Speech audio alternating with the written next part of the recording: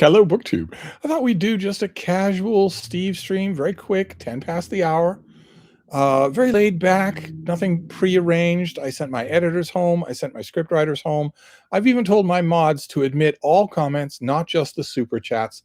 I'll probably read a few of those comments just to show you that I'm one of you and that I'm not just in this for the money. But I'm off the cuff. I sent the scriptwriters home, so who knows what I'll say. I know very little on my own without them. I just thought we'd go over a few throat-clearing pieces of news, and then I can move on to the chat.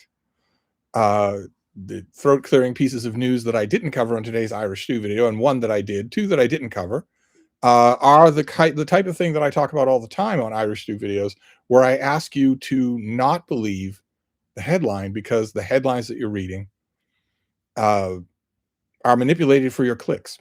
They are manipulated to play on a kind of soap opera idea of what is reality, under the assumption, unfortunately correct, that the bulk of any audience for any of those websites will be American, and that the gigantic majority of those American viewers will only read the headline. So when you read, for instance, that a judge in the United States blocked Trump's demolition of the White House. He demolished the East Wing. He's going to demolish the rest of the White House, but he demolished the East Wing in order to lay the groundwork for a gigantic, elaborate new disaster survival bunker with a big, gaudy ballroom on top. Of course, that is illegal. The White House does not belong to him. If you were to hop the fence at the White House and walk up to the wall and start battering it with a jackhammer, you would be arrested and you would be in jail for years. It is not his property. He couldn't touch it legally. He did anyway, and a judge, the headline of the article is "Judge Stops Trump's Ballroom Renovation," or his White House demolition. And that is true. A judge did do that, but it's not the story. That judge will be murdered or exiled from the country or thrown into a concentration camp and raped until he's dead. And that construction will continue anyway. It would continue even if the judge stays on the bench and issues a contempt warrant. It's not going to stop. The Trump regime in the last year has ignored hundreds of judicial rulings. They simply keep doing it because the judge's ruling doesn't have an army behind it. They just keep doing what they're doing. And the same thing is true. You might have also seen a headline where a judge ruled that Trump was not authorized to cut funding for PBS, the public broadcasting service here in the United States. And if you're just passing by the headline and you're looking for a little bit of good news, you might think, oh, okay, so he stopped doing that. No, he's not going to restore the funding. He's going to cut more funding, and that judge will either be killed or exiled or committed to a concentration camp and raped to death. Even if the judge in that ruling stays on the bench and issues a contempt warrant, I told you to stop this, and I told you to do this, and you're not doing it. Therefore, I'm going to cite you in contempt. I'm going to issue a contempt warrant. It still won't matter. The Trump regime will just ignore the ruling. They are not going to restore funding. It is not a happy headline. So those are two things that I wanted to touch on. And then the other thing that I want to touch on is something that I did touch on in today's Irish Stew video, which is this bombshell news that the Bureau of Alcohol, Tobacco, and Firearms says that they cannot conclusively match the bullet fragments in Charlie Kirk's body with the weapon that was found at the scene that was allegedly used by Tyler Robinson to shoot Charlie Kirk. They cannot make a conclusive match. Now, in my video earlier today, I said the people who will say that doesn't mean anything will all be lawyers. And since I think we can all agree that lawyers are one of the most contemptible forms of life in the world, maybe we can't all agree on that. Maybe some of you are lawyers. Well, let's just say the pursuit of law in the United States has devolved into a maniacal desire to free guilty people. It used to be for, I don't know, 7,000 years of jurisprudence. It used to be that a defense lawyer in a free country did not want to hear, as Rumpole the Bailey always says, never ask your client if they did it in case they tell you that they did. It used to be that a lawyer didn't want to know. A lawyer wanted to know all the facts, but they would mount a defense in belief that you are innocent until proven guilty. And you can't be proven guilty until you're found guilty by a jury. So that used to be true. Now, I would say probably since the graduating class of 1996, certainly since the graduating class of 2006, lawyers want their clients to be guilty. They like it. They like thwarting the system to prevent the system from holding their guilty clients accountable. There might be just possibly a little of that going on here. Nevertheless, what I said in my Irish Stew video, I stand by 100%, which is that that's the ball game. That's the case. If Tyler Robinson couldn't do the crime, then he can't be found guilty. I'm sure that he still will be, especially if Trump takes an interest in the case. I don't know if he's interested or not. If he takes an interest in the case, he will simply say what the verdict is going to be. He will decide what the verdict is going to be, and that'll be that. Because none of the jurors and none of the judge and the court reporters and the assistant district attorneys and whatnot, none of them want to drive home at night after a long day at work and find 5 red hat MAGA losers with baseball bats or claw hammers. None of them want to die. We have a drastic deficit of normal Americans who are willing to die to prevent fascism, as is true. I shouldn't single out Americans. That's true in every regime where fascism becomes the daily reality. Not a lot of people want to die to prevent it. None of those people do. So when Trump says, probably by a tweet, that I think this kid is guilty and should fry, then that'll be effectively the trial. They'll still have a trial, but that'll be effectively it. There'll be no change of venue. There'll be no dismissal of the jury and repaneling somewhere else. There won't be anything like that. It will be that God has spoken. But so far, I don't think he's taken an interest in the case. And if he doesn't take an interest in the case, if it's allowed to go by the law instead of by his will, here in 2026, temporarily, those two things still are not the same thing. By 2028, those things will be the same thing. But if it's allowed to go by law, well, you can't possibly convict Tyler Robinson of shooting Charlie Kirk if the forensics evidence says he couldn't have done it. Doesn't matter if he allegedly confessed. I don't believe the confession. Doesn't matter if his DNA is on the rifle, especially if 6 or 7 other people's DNA is on the rifle. Doesn't matter if the rifle was on the scene if rifle detecting dogs did not detect it. They're not detecting. Those dogs are trained. They're not trained to detect a rifle by checking for its outline in the grass. They're trained to detect a rifle by the smell of the residue of the firing. And the only reason they would fail to find the gun is because the gun had not recently been fired. That's the only reason. And if the gun was not recently fired, if there's no evidence that Tyler Robinson ever held a gun or brought it to campus, and if the gun couldn't have shot the bullet that was found in Charlie Kirk, well, it doesn't matter what a legal obfuscator says. What matters is no jury will convict if all of those things are true. And right now, it looks like all of those things are true, unless the government is holding back video footage of Tyler Robinson taking the shot, which it should have. It has camera footage of the exact spot, the exact vantage point from above, and it has live footage of someone running across the roof a second later, a second after the shot. Well, security cameras don't work like that, so if there is certainly footage of that person in the 5 seconds before the footage that we've all seen starts. What was that person doing in those 5 seconds? Was he taking a shot from the roof and bolting upright, disassembling the rifle and running? Well, okay, if the government has that, fine. I don't believe the government has that, because this FBI is more incompetent than any FBI or any government agency that has ever existed. It has a moron at its head, and everyone in the Bureau knows that. And so it's literally the Keystone Cops. So if they had that kind of information, they would have leaked it, I believe. And if they had that kind of information, I don't think there'd have been quite so many false starts on this whole examination, if you want to call it that. But even given all that, as I mentioned earlier in my Irish Stew video, all the gun nuts on YouTube have been saying literally from the beginning, VFT Valhalla was saying it literally from the day after, that this doesn't make any sense. You're telling me this was a 30-06? There's no way that's possible. I don't know anything about Charlie Kirk. I don't care anything about whether or not Tyler Robinson is innocent.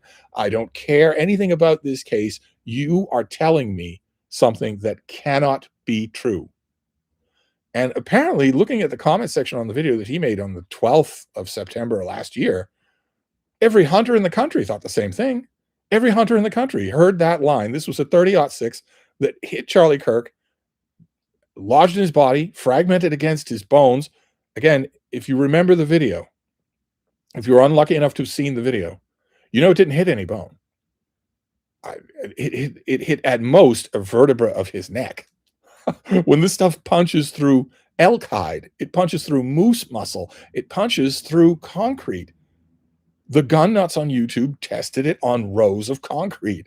It blasts through anything at 140 yards. It blasts through anything. Not only would it not have left a dainty little hole, but it would have blown Charlie Kirk's head off. And second, it would have sprayed the white tarp behind him with blood. It didn't do anything like that.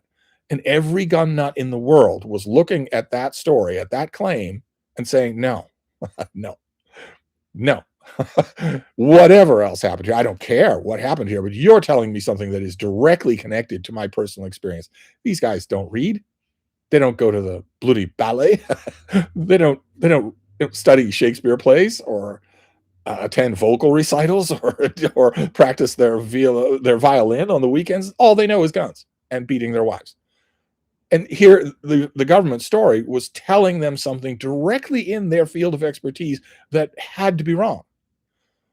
Well, if Charlie Kirk wasn't killed by a 30-06, then he was killed by something else, which opens the whole thing up. And the whole thing wouldn't have been opened up if there were a lock-solid case against Tyler Robinson. But there isn't. You say he confessed to the crime. Did he? There are no timestamps on any of the video, on any of the messages that you have seen reproduced, and everyone in the world has commented on how false they sound to the ear. They don't sound like anything that Tyler Robinson had ever written. He turned himself in. Did he? Well, if he turned himself in, we know exactly what police station he would have turned himself in at, and their lobby is on the camera all the time, 24 hours a day. There's no film of it. There's no film that he turned himself in. And even if he did, he had to know what his alternative was. The alternative was to be shot dead, and maybe his whole family shot dead from outside the living room. But you can't, in a court of law, say he turned himself in if you can't prove it. He confessed to the crime. He has famously not confessed to the crime. So, his gun was on the scene. Okay, it was his father's gun. It had all sorts of DNA on it, not just his. It had not been recently fired, and the bullet that allegedly came from it does not match what was found in Charlie Kirk's body, which wouldn't have fragmented anyway. So I find it utterly fascinating. I find this whole subject utterly fascinating. It's like watching the Lee Harvey Oswald thing unfold in real time, only you can see the back-to-back differences between the two. Because this was all filmed, because experts and informal experts, lifestyle experts were on this immediately. This wasn't just one person. It just wasn't just Mark Lane. This was everybody saying, well, sure, we can come up with all sorts of elaborate conspiracy theories, about flying drones and Mossad agents and Egyptian planes and whatnot. But if you strip away all that stuff, and you don't care about it, you're not trying to indict the government of Israel, you don't care about any of that, you're just saying, could this crime happen the way you're describing it? The answer is no. The answer is no. And now, well, we'll see. The next big bombshell, I think, will be that the FBI has yet to release its own conclusions about the matching of the bullet fragments with the gun. And considering that no one, and I mean no one in the world, trusts Kash Patel's FBI, if they come out with a statement saying that our studies prove that there is a match, no one's going to believe that. Who knows how it's going to shape out. But I just thought I would start with those. I see that we've got 10 people here, so let's move over to the chat and see what's on your mind now that I have cleared my throat. So our first person in the chat is Talon Tanky. Hi, Steve. Do you have a favorite Jackie Collins novel? I'm lovingly, completely addicted to her novels. I haven't read anything else but her for so long now, I can't imagine moving on. She is rather sinful, isn't she? If you need an easy methadone treatment for stepping down from Jackie Collins, you could try Jilly Cooper. Again, I shot my wad of conspiracy theory in the throat clearing, so I won't go on about whether or not Jilly Cooper and Jackie Collins are the same person. I will only say that if you like Jackie Collins, you are very much going to like Jilly Cooper. And my favorite Jackie Collins has a title that I can't say on camera. It's the name of a female dog. It's just, as far as I'm concerned, it's pure, distilled Jackie Collins. The Big Shep says, Steve, how on earth did you get away with standing up to bad retail managers? Do I have to know someone higher up? Do I have to demonstrate martial prowess so they know not to mess with me? No, although I hit it off. I was working in retail for a long time, and then we got a new district manager. So the person who manages the group of stores in your geographic area. And by random chance, on a really busy Christmas afternoon, I hit it off well with her. Really well with her. By random chance, she was leading a whole bunch of brown-nosing managers and sub-managers through the store, making dumb suggestions here and there. Oh, fix that. Oh, do this. Oh, change that. All of them saying, oh, that's brilliant. Oh, that's so brilliant. When she saw that we were slammed at the information desk, and surprised me by coming over behind the information desk and starting to ask, can I help you? What's going on here? I don't know the layout of this particular store really well, but I'll do whatever I can. And she was actually helpful. It was really game of her to do that. So we hit it off. And so it shouldn't have mattered. And so for years after that, all the store managers knew that, and the assistant managers and whatnot, knew that I liked her and that she liked me.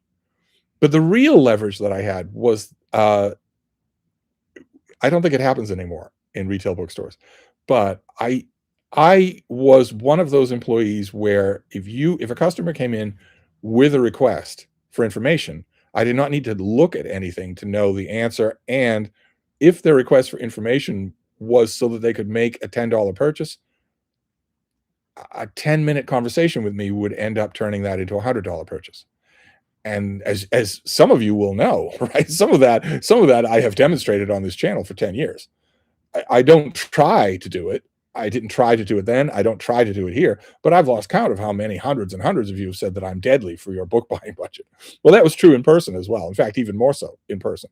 And that happened in front of enough managers for them to remember it and for them to know and comment on it and whatnot. It also happened in front of that district manager many, many times. And that's not something that a normal employee can do. Bless their hearts. It's not something a normal employee can do. So there was that. Also, I never mouthed off to managers when I wasn't in the right, which in ye olden days did actually mean something. That did actually mean something. That if a manager was walking by an information desk where I was, and Deb and I were completely slammed with customers, phones ringing, customers 5 feet deep in line, if they walked by and looked like they were just going to sail on back to the office, and I said, hey, how about helping out? They can't write me up for that. They can't reprimand me for that. They're there to help. If they tried, I would go to the district manager or the regional manager and say, the store manager is trying to write me up for telling them to help customers when we were overwhelmed with customers, and where the video cameras will show you that we were overwhelmed with customers. Am I being written up for asking a manager to help customers? Are managers above helping customers? They knew they would lose that fight, so they didn't try. but Joe, you do not need to have martial prowess. Caden Conley is here. Go and subscribe to his channel, all of you. Hi, Steve. I have been trying to get into the poetry of Catullus, and it is not working for me. His stuff does not affect me in the same way that Ovid does. Am I missing something? Are you missing something? Okay, well, Caden, darling, what's the alternative to you missing something? If I don't say you're missing something and answer that question, then what is my alternative? No, you're not missing anything. He just stinks. I don't know why people do this. I don't know why they ask me questions like this. They'll send me an email and say, I tried sub-vocalizing, but I really feel that I'm missing a huge amount of what's important in every single book that I read. Don't you think the same thing is true? Well, no. I wouldn't be advocating that you eliminate self-vocalizing. I wouldn't say that I've never sub-vocalized if I thought I was missing huge parts of the books. No, of course, I'm not going to agree with that. Of course, you are missing something. Of course you are. Now, in your own defense, who knows if it's not something legitimate? It might be that you're dealing with, oh, you said the translation, Peter Wiggum. Well, it doesn't matter. Catullus is really hard to translate. Really, really hard to translate. So it might be that what you're missing is not translatable. I wouldn't beat yourself up over it. Ovid tells stories, after all, and Catullus does too. But you should think of him. You shouldn't think of him at all. If you thought of him more as a lyricist, you'd be a little closer to the mark. A lyricist is not necessarily telling a full, fleshed out characters and secondary characters story the way Ovid is. So, am I missing something? It's causing me to belch like crazy. Let's see here. Coldifornia says, I'm loving the weekly Steve stream. Wonderful. Transparent in Disguise says, hi, Steve. What do you think about the claim that Lord of the Rings is a Christian book? I've heard this my whole life. I've always wanted to ask the people who make it, demonstrate it. Demonstrate that it is. I know the word pretty well. Can you demonstrate that it is? If I know the work pretty well, I know it well enough so that if it were a Christian book, I would have noticed. You can't just say that it's because Gandalf comes back from the dead. You can't say that. That's obviously not a case at all. And the rest of it, no. I mean, yes. Denethor refers to old pagan rituals. And the presumption there is that if they're pagan rituals, then what kind of rituals do we have? They are not pagan. They might be something else. But religion is almost absent. Religion in the sense most religious readers are looking for is almost absent from Lord of the Rings. So I don't think there's any validity to it. Sean Patrick says, hi, Steve. Will you ever go on a Red Sox game again? Go to a Red Sox game again. If I watch you on TV and see you're in the stands with Frida, I'll die laughing. I'm not allowed to bring Frida. Am I?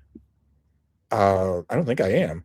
But I doubt I would go anyway, for a whole bunch of reasons. I mean, not least of which is that it's probably $150 to go. And also, I know for sure that I would be surrounded by people who have no idea how to behave in public. It's been my experience that people don't know how to behave in public at all. Since the rise of social media and cell phones, they don't have any idea how to behave in public. And I don't want to see that. I certainly don't want to be exposed to it. So, that reading guy is here. I'm currently reading The Survivor based on your recommendation, and it's enthralling. Does your copy have a blurb from the Washington Post? Cozy PS says, hi. Have you ever noticed how people don't say gone fishing to denote their absence anymore? Okay. Colombian Thunder says, hi, Steve. Finished Dune and thought it was masterful. Watched the Villeneuve movies. Enjoyed. Oh, so you're dispensing with the subjects of your sentences. Is this Morse telegraph? Are we hoping that you can get your message in before the Germans close in? Is that right? Finished Dune and thought it was masterful. Watched the Villeneuve movies. Enjoyed part 2, but Chalamet was very miscast. Part 1 was borderline unnecessary. Yeah, Chalamet is very, very miscast. Very, very much so. Innumerable young actors in Hollywood who could have done a better job. They, first of all, would need a better physical presence. I know that contradicts a little because in the book, Paul is a boy. He's not a young man. He's a boy. But even so, on screen, it doesn't work. It doesn't work with an epicene little thing like him, especially since he can't act. I know that that's a PS that gets just swept under the rug when people talk about Chalamet, but he can't act. So not that you really need to, Paul Atreides. Sean Patrick says, Steve, I saw you praising CJ Box's Pickett novels. I've never read one, but should they be read in order? I would read them in order, sure. Tolstoy 111 says, hi, Steve. Don't recall if you've commented on Project Hail Mary. BTW, do you like Andy Weir? I don't like Andy Weir. He's really, really dumb writer. And I didn't really like Project Hail Mary. It is buckets of schmaltz poured and poured and poured over a tiny raisin in the middle. So I didn't really like it. I hated the book, and I didn't really like the movie much either. I'm sure that the movie will be a box office smash. Is it out yet? Is the movie out yet? I'm sure it'll be a box office smash. I'm sure it'll be a hit. It is pure feel good. That reading guy's back. What do you think of the latest Supergirl trailer? You don't watch my videos, do you? That reading guy? I watch all of yours slavishly. You don't watch my videos? That's amazing to me. The people in my life don't watch my videos. If I knew that someone in my life had a booktube channel where they make videos, I would make a point of watching every one. The people in my life don't watch my videos. I don't. It sounds like such a 21st century influencer type complaint. It just amazes me. I've never understood it. I had thoughts in today's Irish Stew video, not about the Supergirl trailer so much as about the Supergirl movie, which I broke my own rule and watched, and which is fantastic. It is really, really enjoyable. Uh, Stack of My Own says, thoughts on the Golden Girls cozy mystery Murder by Cheesecake? If you'd expect an advanced copy from the sequel's June release or not your wheelhouse. Boy, we are dispensing with the nominative, aren't we? We're dispensing with subjects in our comments. Maybe you're typing from phones. I don't know. I have any idea what you're talking about. Is there a murder mystery starring the Golden Girls? I don't have any idea. Sean Patrick says, Steve, I'm working on a novel. Good for you. Although it stings because I should be doing writing content on this channel. And I'm finding I enjoy writing about side characters more than my main character. Is this a problem? Well, okay. Where to start with this? It depends on what you mean by is. It depends on what you mean by believe. No, that's wrong. That's been proven to be the wrong start. It would be helpful to me to know in what stage of the writing you're in. Are you writing your very first draft, and are you early on in the first draft? I guess the point I'm trying to make is that it isn't a gold standard of meaning in any way that you enjoy or not enjoy writing certain characters. That's you're supposed to be making the reader enjoy them, not necessarily you enjoying them themselves. It's just, if you're early enough in the process, it could be that difference in feeling is an indicator that maybe you haven't correctly diagnosed who the main characters of the book really are.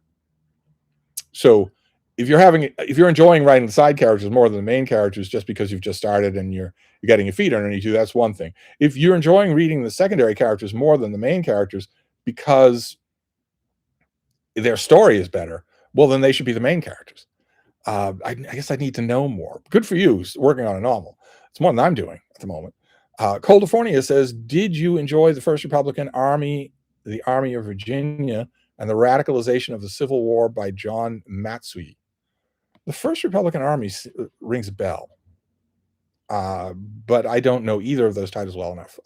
If I've read them, I don't remember them well enough to talk about them. California says, what are your thoughts on The Looming Tower by Lawrence Wright? I love it. Andrew Russell says, hi, Steve. Have you used any e-notebooks like the Kindle Scribe or Remarkable? Do you think they are worth the money? I have not been able to master e-writing.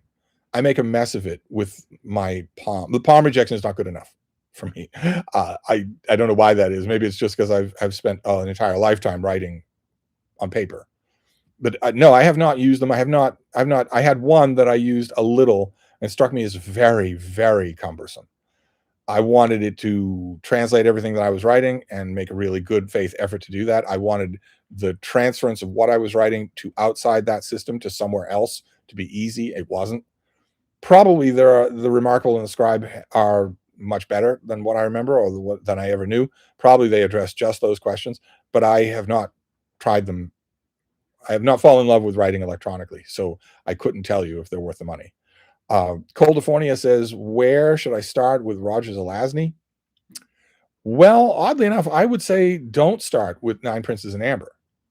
Don't start with the Amber books. I'd find something else, like Doorways in the Sand, for instance. Start with that, or maybe This Immortal, something like that, and see if you like his style before you commit yourself. Albert Goldfane says, I tried Mason and Dixon for March of the Mammoths, but I could only finish as an audiobook. It's an audiobook of Mason and Dixon. I found the prose style was harder than Middle English unless vocalized. Oh, no. What? No. California says, who is your favorite Canadian author? That would be Pierre Burton, the historian. Stack of My Own says, I ordered the XT E-Ink 4, a 4-inch e-reader. going to put it on a lanyard around my neck. Always be reading. You like the form factor of the tiny e-reader. I've never even held a tiny e-reader. I can't imagine that I would like it. I can't imagine that I would. The hardest thing to overcome, the one reservation I have about normal e-readers, my Kindle Oasis, is the size of the screen. And yet when I try reading e-ink on a larger screen, it feels wrong. I know some people that just swear by it because it's the size of an actual book page. I can't imagine reading something that's just that big. Maybe it'd work. Transparent Disguise says, what's your favorite Conan story from REH? It's going to be very boring. It's going to be The Tower of the Elephant, I'm afraid. Stack of My Own says, for a Canadian author in about to read Stones by Timothy Finley, any good? Okay, well, we got through that question anyway. And if I parse it, I think you're asking if I think Timothy Finley's novel Stones is any good. It is. Sean Patrick says, Steve, I absolutely love The Wind in the Willows. How have people over the years felt about the chapter with Pan? It was beautifully written, but slightly jarring at the same time. People don't know what to make of that chapter at all. Famously, they don't. It is the Tom Bombadil chapter. So nobody knows, what to make of it. If you took it out of the book, it wouldn't change anything, but you don't want it to be out of the book. I'm glad you loved it, though. I'm due for a reread. That Reading Guy says, do you think Tyler Robinson is guilty? I honestly don't know. His behavior is so odd. He seems so happy in court. His behavior is so odd that I don't really know. And a large part of the reason that I don't know is that I think we have been lied to about almost every aspect of this case. I don't think that he surrendered himself in the way that we've been told.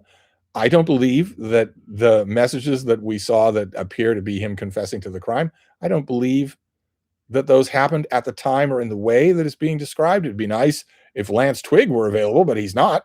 Why isn't he? Why has he disappeared from the face of the earth if he is the number one witness to that part of the crime? I don't know. On a squarely demotic level of Lee Harvey Oswald, yeah, he's guilty. He was there at the scene. He had no reason to be. He had a gun. The gun that was at the scene is the one from his father's basement. He's the only one who could have brought it there. Why did he bring it if he wasn't going to use it? But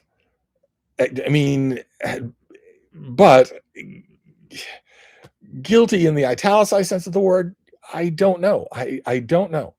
The case is so obviously false. I mean,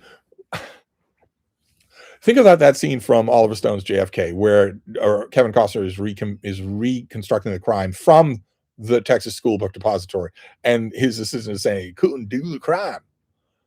Well, that's highly manipulated filmmaking. It was entirely possible for Lee Harvey Oswald to get off those 3 shots. Entirely possible to do. And when the experts come forward and say, well, the Navy sharpshooters couldn't get the headshot. Well, that's because the headshot was lucky. That's not the end of the world. People do get lucky. So, with Lee Harvey Oswald, I can say, yeah, okay, this could happen exactly as the government described it. I don't know how much of it, how many of the little details I believe, but the crime could happen. But the crime, the way the government describes this, could not happen. Just the bullet alone, the very first thing that's been called into question, the bullet alone just doesn't work. So I don't know. I don't know the answer to the question. I will be following it. Hamza says, has anyone emailed you about using a foldable phone as an e-reader?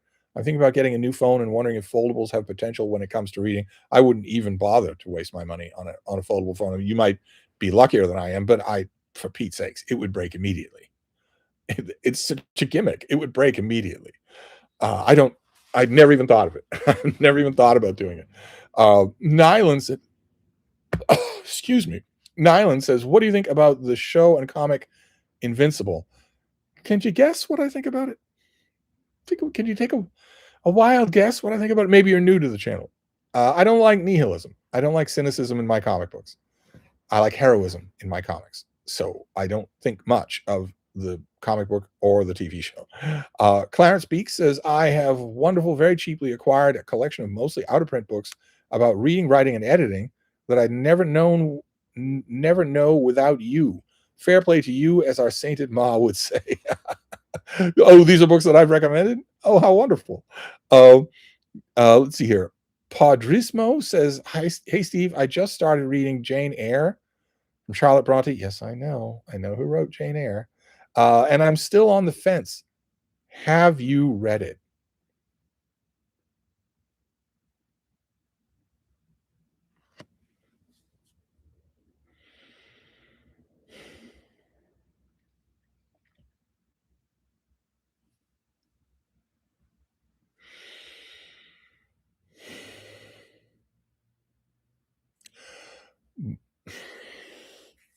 Podrissimo. Look at me. Look at me.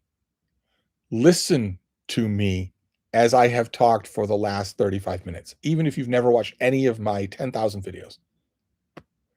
You are asking me at age 100 if I have ever read Jane Eyre, if I've ever read Wuthering Heights, if I've ever read Jane Eyre.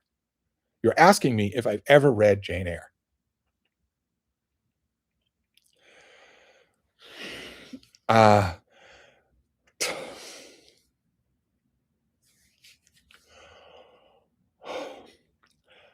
You might. I've been admonished about this before. The people are new to the channel. People are always new to the channel. I wouldn't care really if you were new to the world. If you were just born, Doctor slaps you in the behind, and the first words out of your little mouth are, "Have you ever read Jane Eyre?" But I've been told to be. Jane Eyre is an absolutely foundational classic of Western literature. Absolutely foundational. It's taught in grade school. It's taught in high school. It's studied in college. It's examined and written about in postgrad. It's absolutely foundational to Western literature. And I am 100 years old. And you can listen to me reeling off authors and titles for everything under the sun that people ask me about.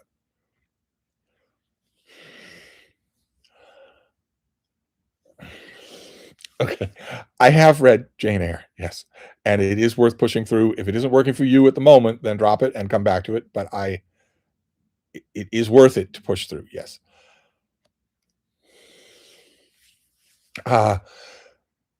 Rumham says, I was very surprised to learn that Barbara Cartland is the second best-selling modern author of all time. I've at least heard of most people on that list, but not her. Oh my God. Oh my God. Yeah, like crazy. Like crazy. Barbara Cartland is one of those authors that I always think of as romance's revenge. Sarah at Reading Category Romance or myself, whenever we come up against people being reflexive book snobs, I'm sure that she's much nicer at refraining herself than I am, but I always want to say, who do you think has commercially held up the book buying industry for 150 years? It hasn't been men. I could give you a tip about that. It hasn't been men, and it hasn't been philosophy. It's been romance novels. Oh yeah, Barbara Cartland sold by the bucket load. Coldifornia says, is The Silent Dictatorship by Martin Kitchen worth reading? I have not read it. It's on my list with Jane Eyre. Sean Patrick says, Steve, I couldn't click with Herodotus, but I'm loving Thucydides. What does that say about me as a history reader? Granted, it's the landmark Thucydides versus a non-annotated Penguin. You could still click with Herodotus down the line. You could. And clicking with Thucydides is great. That's fantastic. Do you have the hardcover landmark edition? Hayden King says, my copy of the third Jungle Book by Pamela Jekyll doesn't have the blurb of yours. Any thoughts on the book? I wonder why it doesn't have a blurb from me. What do you think I think about it? Coldifornia says, what was your opinion on the Gospel According to Hobby Lobby? I liked it. I liked it, and it has stuck in my mind. So that would be a prime candidate for reread when I get a finished copy. Sean Patrick says, Steve, I've hunted deer for 40 years with 30-06. I'm telling you, 0 deer have ever been decapitated by that rifle, ever. No, I'm not saying that the deer would be decapitated. It has never happened, and the ballistic bros saying it would be grifting. But they're not saying that the deer or the elk or the moose are decapitated. They're saying that the round is strong enough so that a human being would be decapitated, or almost decapitated. Certainly that a 30-06 striking a human in the shoulder from 140 yards away, striking a human right here from 140 yards away, would not look like the wound did on camera. That's what I'd want you to comment on. based on your experience. It wouldn't. I'm not saying that it would decapitate a deer. I'm saying it would decapitate a human, uh, or at least leave a drastically different wound than the one that we see, and also not fragment from 140 yards, hitting mostly doughy flesh. But anyway, California says, what are your favorite writers of the Harlem Renaissance? Uh, oh my God, I'm blanking on his name. He was the subject of a biography that I loved called The New Negro. Alan Locke is my favorite. That reading guy says, weren't you around making live commentary over Telegraph of the death of JFK? This is very similar. Very similar. The only difference being that then Nixon had not happened, so people trusted the government. Then Nixon ended that. But before that happened, people trusted the government. So there weren't many people who questioned it. Mark Lane thought it was wrong right from the beginning, and a couple of other people did too, but it had very little to go on. And when the Zapruder film was finally released, stills from it, and then the video itself, that seemed to seal the government's case. Let's see here. Hamza says, asking Steve if he's read Jane Eyre is like asking if he's read Homer. Maybe, who knows? I'm going to try not to think about it. I was told to be nice to people who ask those questions because they might be new. I would say, even if you're new, look at me, listen to me. You can, I think, if you're brand new to the whole effing world, assume that I've read. Sorry, I want to get going again here. Let's. Transparent in Disguise says, what do you think about The Foreigner by C.J. Shera? Its construction is strange, but I found myself completely captured by it. I have tried so hard to like that author, just anything, and I just haven't liked anything.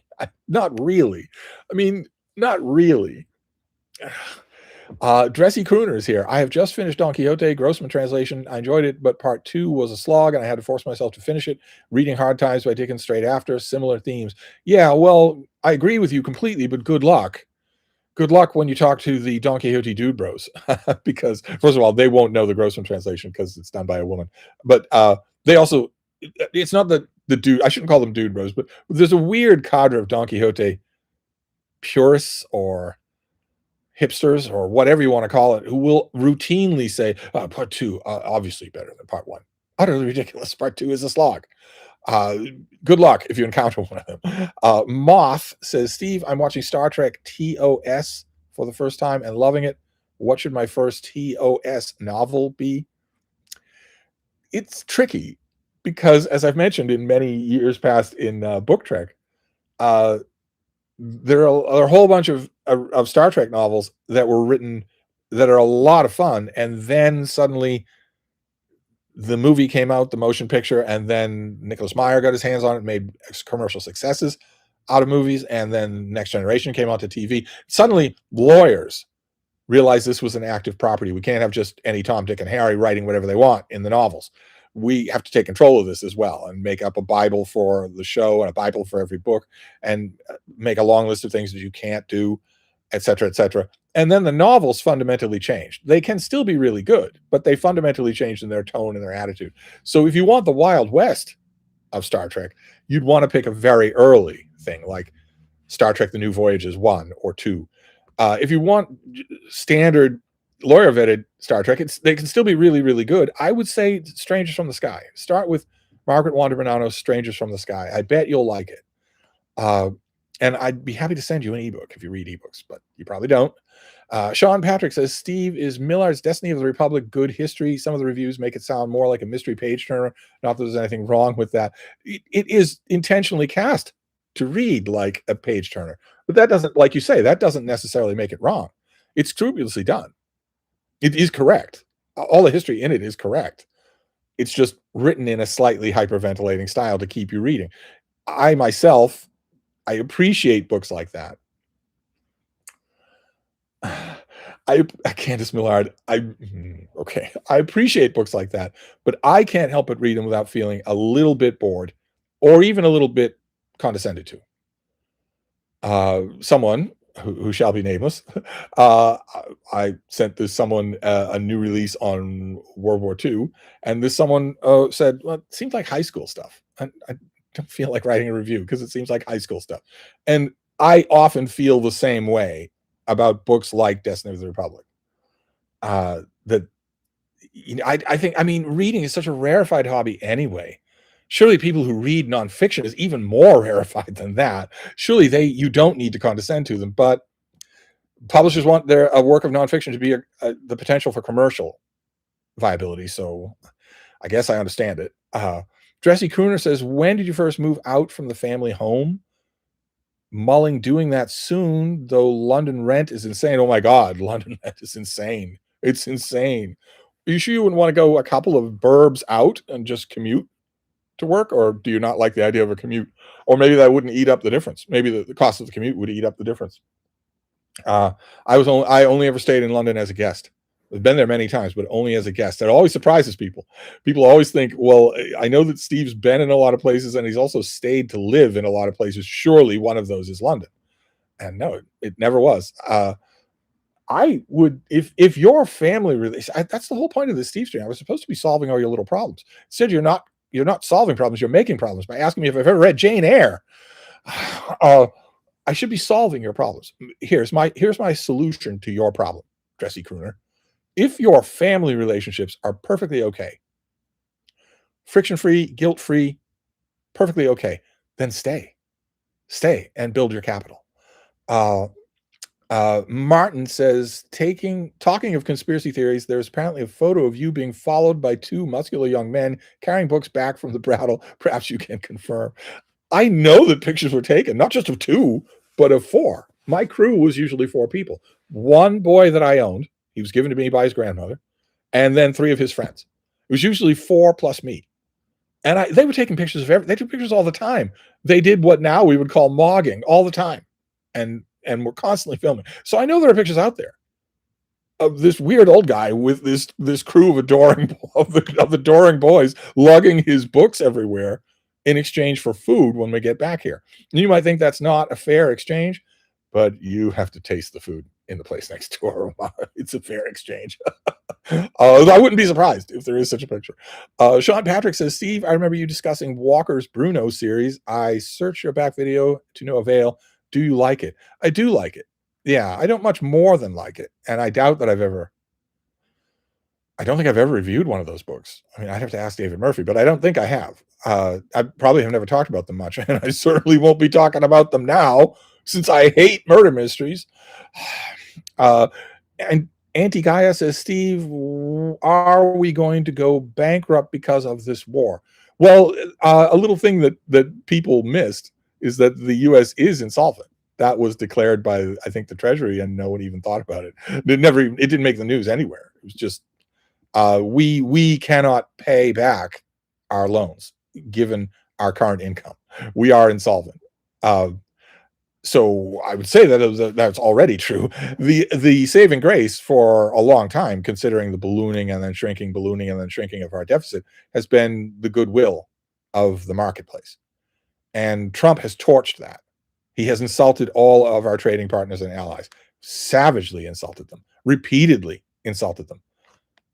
And, you know, he's used to doing that because he's used to insulting underlings and paid employees.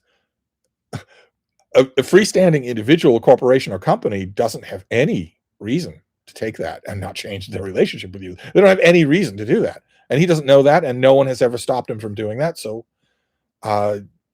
it could easily happen. Yeah, which could change a lot. I wouldn't be surprised if the major markets of the world have not had serious meetings about changing the default currency from the United States petrodollar. And if that changes, if we become just, Johnny come lately on the market, a little market within a market, Americans' lives are going to change in ways they can't even imagine. Every American alive today has grown up with us being the world's bank. Anyway, Jim Bob says, I just watched your latest Irish Stew. I think a tour of the Little Book Room would be great. It's the place to start, I think. It would bother that reading guy, and I try not to bother that reading guy. Must Read More says, it took me 3 years to stop sub-vocalizing, and I was genuinely strange because I actually had more vivid engagement with the text than when I was sub-vocalizing, even though I was reading so fast. I think, of course, that it does that. Of course, I think that, or I wouldn't do it. But I guess some people don't. Coldifornia says, what are your thoughts on Northrop Frye? He's great. I had to read an excerpt from him regarding Milton for class, but it seemed I have trouble remembering it. He's brilliant.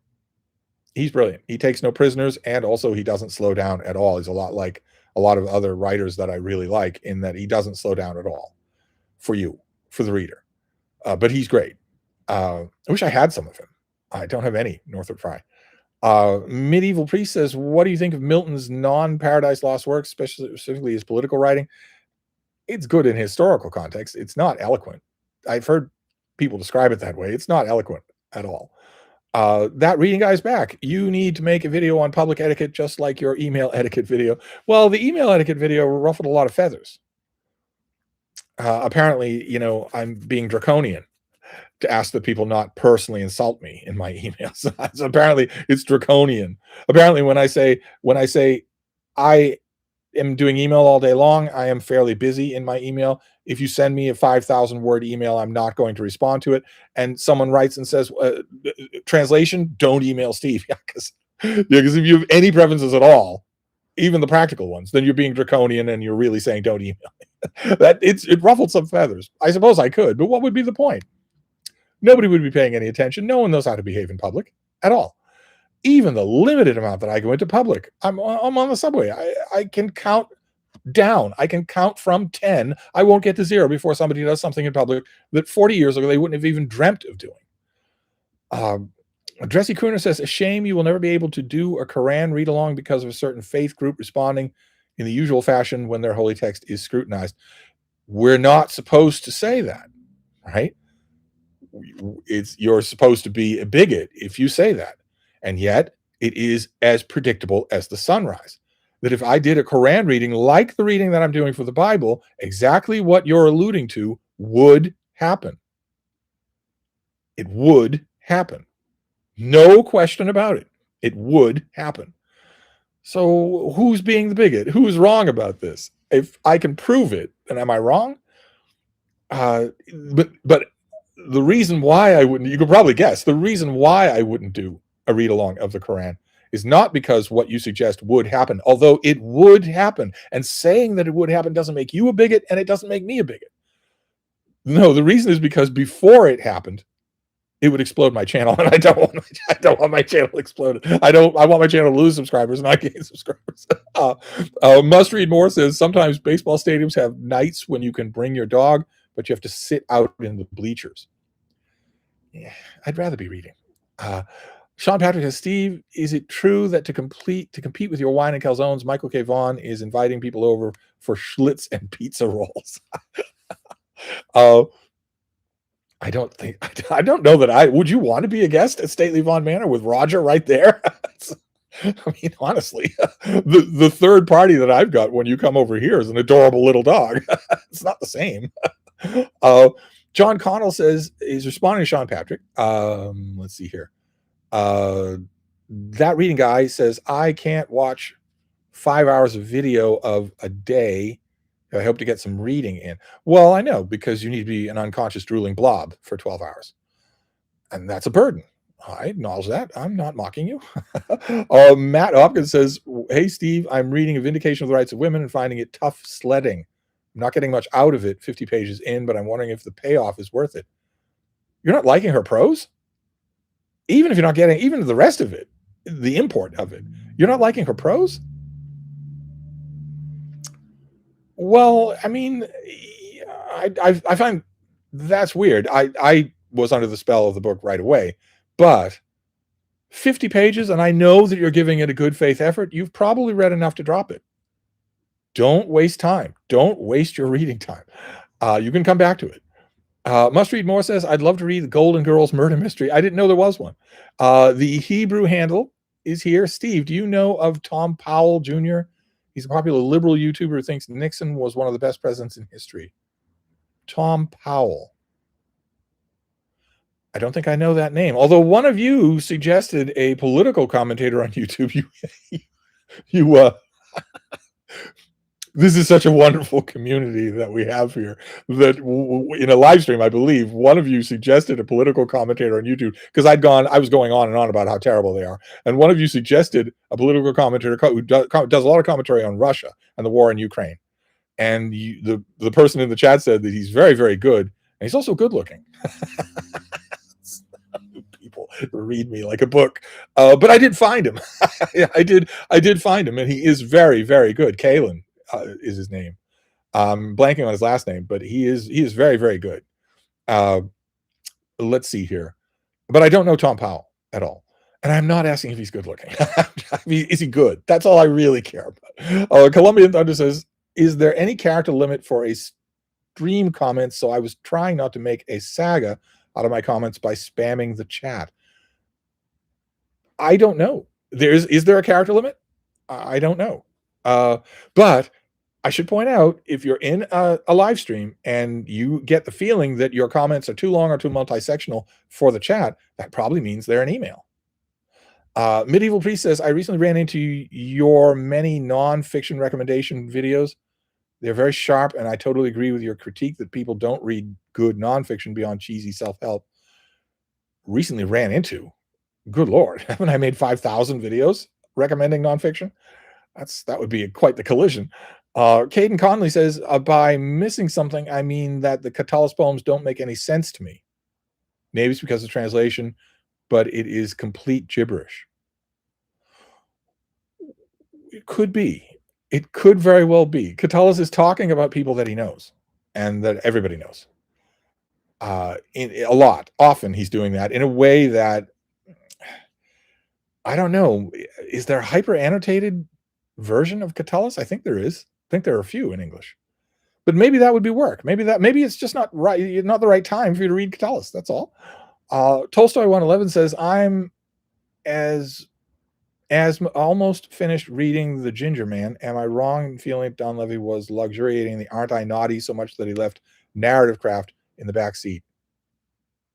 I don't think you're wrong at all. I couldn't have put it any better myself. Heresy to his fans, but I don't think you're wrong. No, I think it's the Kingsley Amis sequence syndrome. Only Kingsley Amis's one standout book, Lucky Jim, actually is fairly entertaining, whereas The Ginger Man, anyway, I think you're right.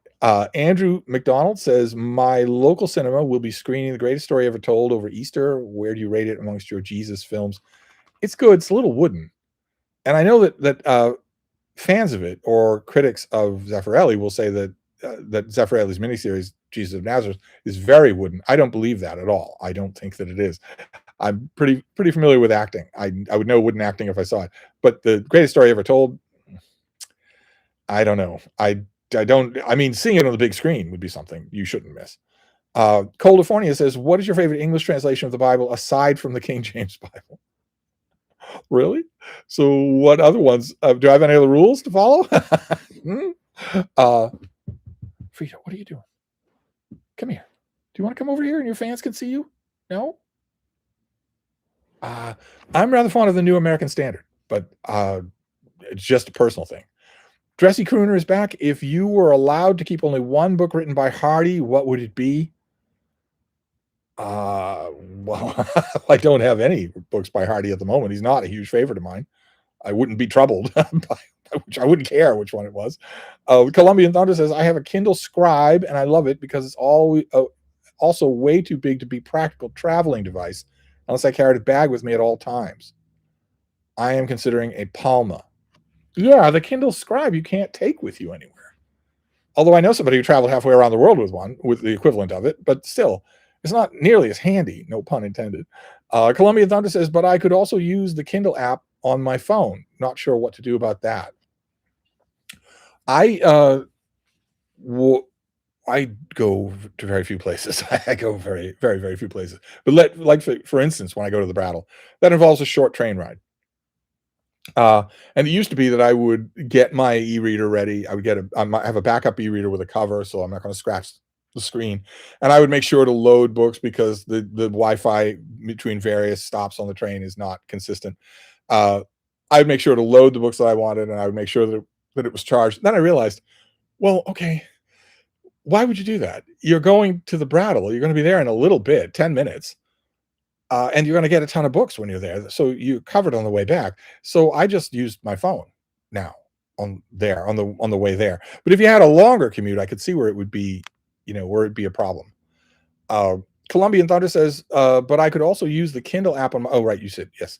The Hebrew label is back. Steve, I'm pretty sure I haven't told you, but I'm 17 years old, meaning in a year's time, I will have to serve in the IDF. You probably already figured out my stance on my country. Should I join or get in trouble? You absolutely should not join. You know what the IDF is now. At points in its past, it may have had heroic elements, but it doesn't have them now. You know what it is now. You absolutely should not serve. Do you have any way to get out of it? Is it guaranteed trouble? There's no such thing as conscientious objecting to compulsory service in the IDF.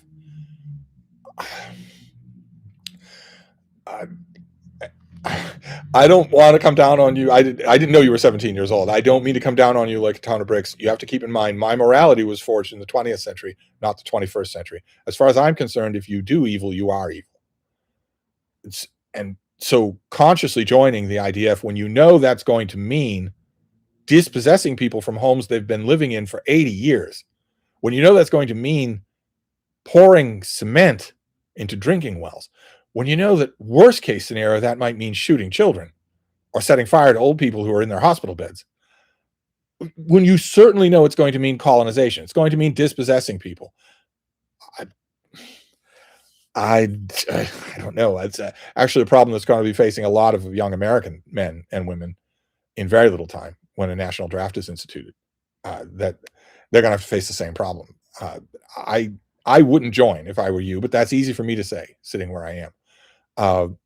Dylan says, "Hi, Steve. I'm looking forward to People." Yeah, but nobody calls it People. We call it People April.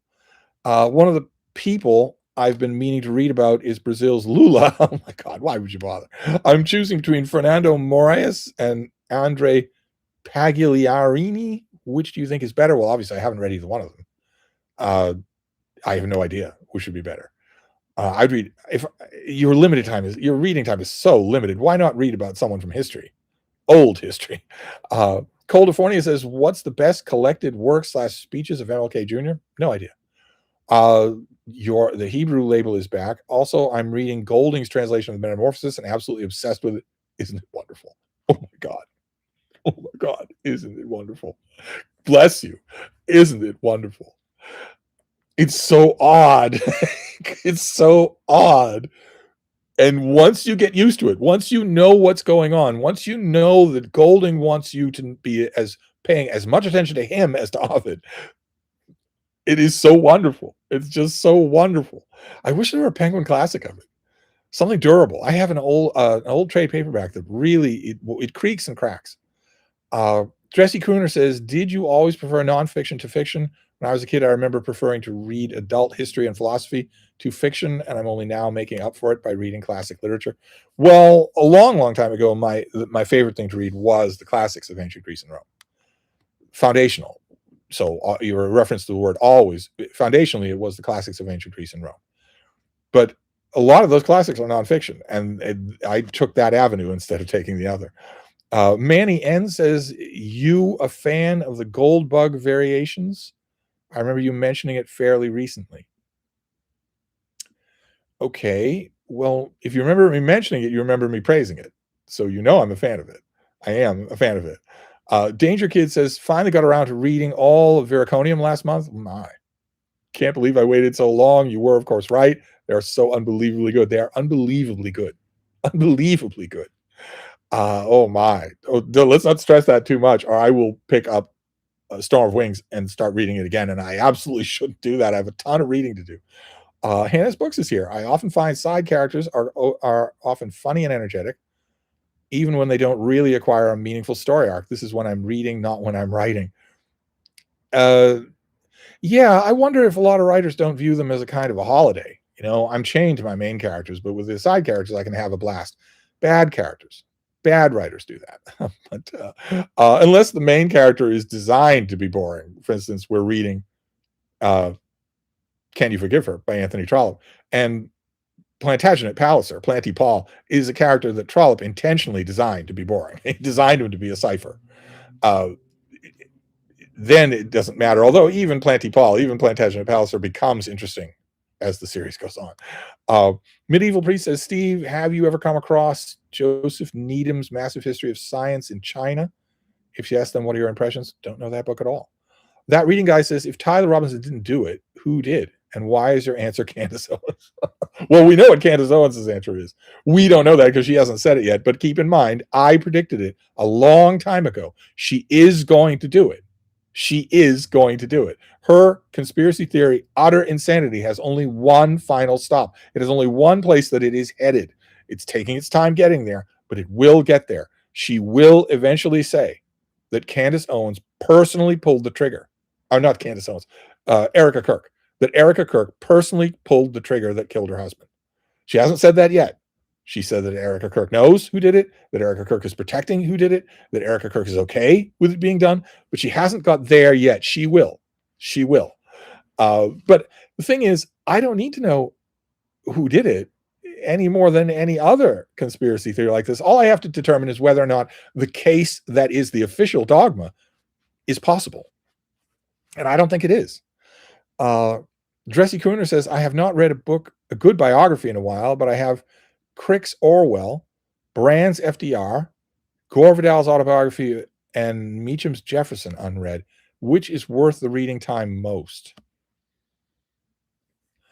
I'd say it'd be a toss-up between the Brands and the Meacham. Except in terms of just lovely writing style. Palimpsest is the best written of the books that you're mentioning there by a wide margin. It will move you. So maybe that to start off with. Meacham's Jefferson book is very good, and Brands' book, all of his books are really good, but his book on FDR is really good too. I maybe start with Gore Vidal. Stephen Newton says, did you know you are now among the cool people in the literature world for your take on David Foster Wallace? The guy, Right Conscious, went on a rant about all the cool kids crapping on his boy. Yes, I saw his video.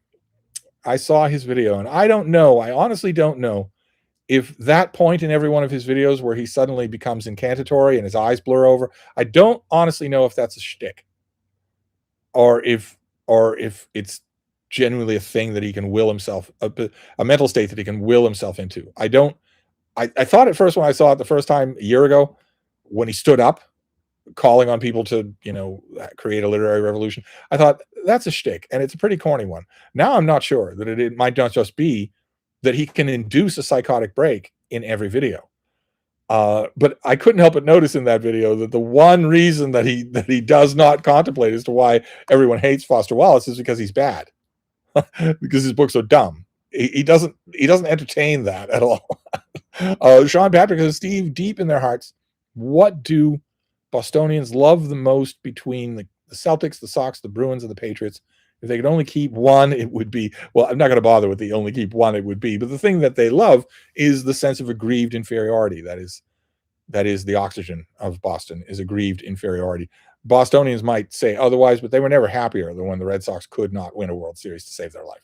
They were never happier than that. And they cheered a lot when the Patriots were unstoppable with Tom Brady, but they'd be happier in their hearts. You talk about deep in their hearts. They'd be happier in their hearts if the Patriots were constantly being beaten up on. I think that's what it is. Damien says, in your studies of history, has there ever been a greater period of unfettered greed? No, not even close. And the horrifying thing is, we don't even know all of it. We know a fraction of it that has leaked out to the public. We don't know the rest. That Reading Guy says, Steve, you need a mod in the chat deleting all the have you read questions. We need to protect your ego. It's not just my ego. Every single part of my body, mind, and soul. Have you read Jane Eyre?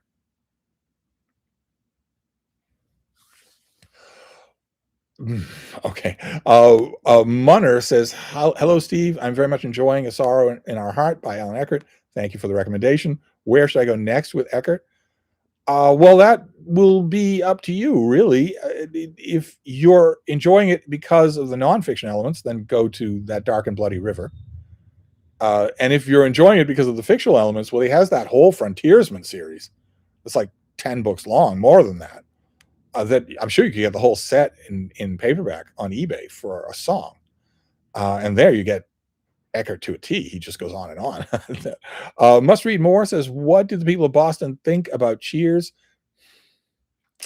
It's a little bit of a gimmick. Actually, it was a lot of a gimmick. And it's still true. Even now, Cheers has been off the air for like 80 years. You'll still find people who come to town and want to go there and have a picture taken, maybe have a drink at Cheers. You'll still find that. I've hosted, granted, it was a long time ago, but that it was more prominent. But I've hosted lots of people who wanted to do that. I don't think it was ever embraced. Bostonians don't like fake Bostonian stuff. I'm not sure that it happens much anymore. Let's see here. Transparent in Disguise. I've been trying to learn more about voters in the United States and in general. Do you recommend any nonfiction books about voters in democracies? Too sad a subject. I don't have any recommendations. Dressy Crooner says Joe Spivey has returned. Yes, I know. Joe Spivey has returned. So, and also Young Robin Song Reads made a video, a Moby Dick video, a nice long Moby Dick video. Okay. So maybe ease off on the Black Dahlia comments. Maybe ease off on the Black Widow comments. Steve is not necessarily the kiss of death to young men on BookTube. Not necessarily. Let's see here. Medieval Priest says, I'm still in stitches over that question about you reading Jane Eyre, a true highlight. Thanks. Glad my misery could please you. Joseph Malone says, when did you find out about your no sleep superpower? Well, I don't need much sleep. I never have needed much sleep. So, some Okie Dude says, surprise Stevestream. Yes. The goal of which was to solve all your little problems, but instead, people are in here causing problems. You're back, Steve. Is Chapman's translation of Homer any good? I've read Homer in 2 translations up till now. Chapman is the same kind of experience as Golding. He very much wants you to know he's there. He wants you to be paying as much attention to him as you are to Homer. Now, it sounds like you're liking that split, that very Elizabethan take on things in Golding. So definitely you will like Chapman. Chapman is sublimely wonderful. Manny says, do you like a dream play? Why is that not ringing any bells? I don't. A dream play. It's not ringing any bells. Must Read More says, every time I hear about Barbara Cartland, I think about the guy that held hostage in Lebanon for 7 years. They only gave him Barbara Cartland novels to read. Is that true? Is that true? Oh my, I can't tell if that would be torment or not. Some Okie Dude says, any hints on Epic Comic Book Wednesday? Well, I don't want to give anything away. I don't want to give anything away about Epic Comic Book Wednesday. I prefer to let it soar the spaceways on its own. Faisal says, thank you for your biblical fiction video. Really enjoyed it. I, Judas Now equals God Knows by Joseph Heller. Fantastic book. Yeah. Steve, what are your thoughts on reading the Talmud? Do you have any favorite stories from it? Also, what are your thoughts on other books like the Zohar or the Midrash? I only have read a little bit of the vast, enormous body of Jewish secondary literature that's out there.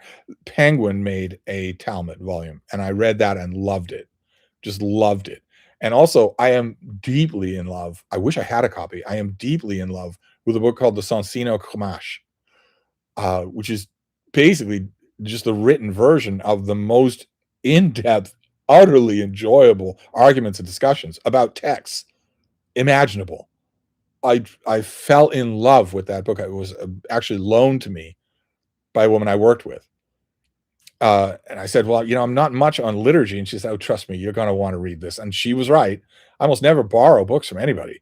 But I read it. I was careful. I didn't annotate it. I gave it back in perfect condition and have never seen a copy since. And I really want to find a copy out in the wild of the Sonsino Chumash.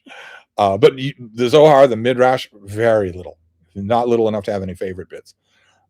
Colombian Thunder says, if Steve went to heaven and God said, have you read Herodotus? I think Steve would lose his mind. Yeah, fortunately, I won't have to worry about that. M W. Meisel says, I read the book you mentioned on the Patterson Gimlin film in a recent Hedgehog video and really enjoyed it, except the last section when his film friends talk about it. My recommendations are very good. Also, is the Roman writer Terence worth anything? What? Yes. Yes. I found 2 penguins that have everything. Yes. He is he worth anything? He's fantastic. Yes, he's wonderful. Sean Patrick says, Steve, 2 of my favorite places are the Finger Lakes of New York region and Acadia National Park. Do you like both? Of course I do. Yeah, I love them. It's sad to me that I will never see them again. That really hits home, that I will never see them again. Oh no, Podrissimo is back. I'm very sorry if I was harsh. What do you have to say? Have you read Jane Eyre, Guy here? Okay. I have been watching you for 3 years. Oh my God. Oh my God. Of course I knew that you read it, but I couldn't help myself trolling you a little bit. Laughed my okay, all right, okay, fine. You got me, because I almost lost my cookies. Almost. If cookies weren't so valuable to me, I would have lost them. W. Meisel says, I saw the announcement of the South by Southwest film you mentioned, and now I really want to see it. Yes, well, it'll be all over the place. If you don't keep track of these things, you will definitely know it from an Irish Stew video, because when it breaks, there are going to be a million videos about it. That reading guy says, when I first look at you, my first thought is not that you've read Jane Eyre, but that you might need deodorant. It's not that bad. It's not that bad, is it? California says, would you recommend the W.W. Norton edition of the Kerner Commission? Don't know it. I don't think I've ever seen it. So Dylan says, speaking of books that are great and then become a slog, I recently read Little Women and the whole thing flew by until the last 5 chapters or so. Very tedious ending. Is this a common experience? I believe that it is, but it's difficult to calibrate because most people read Little Women as children and never revisit it. So it's hard to know how common it is. Certainly it was my experience. Danger Kid said, thoughts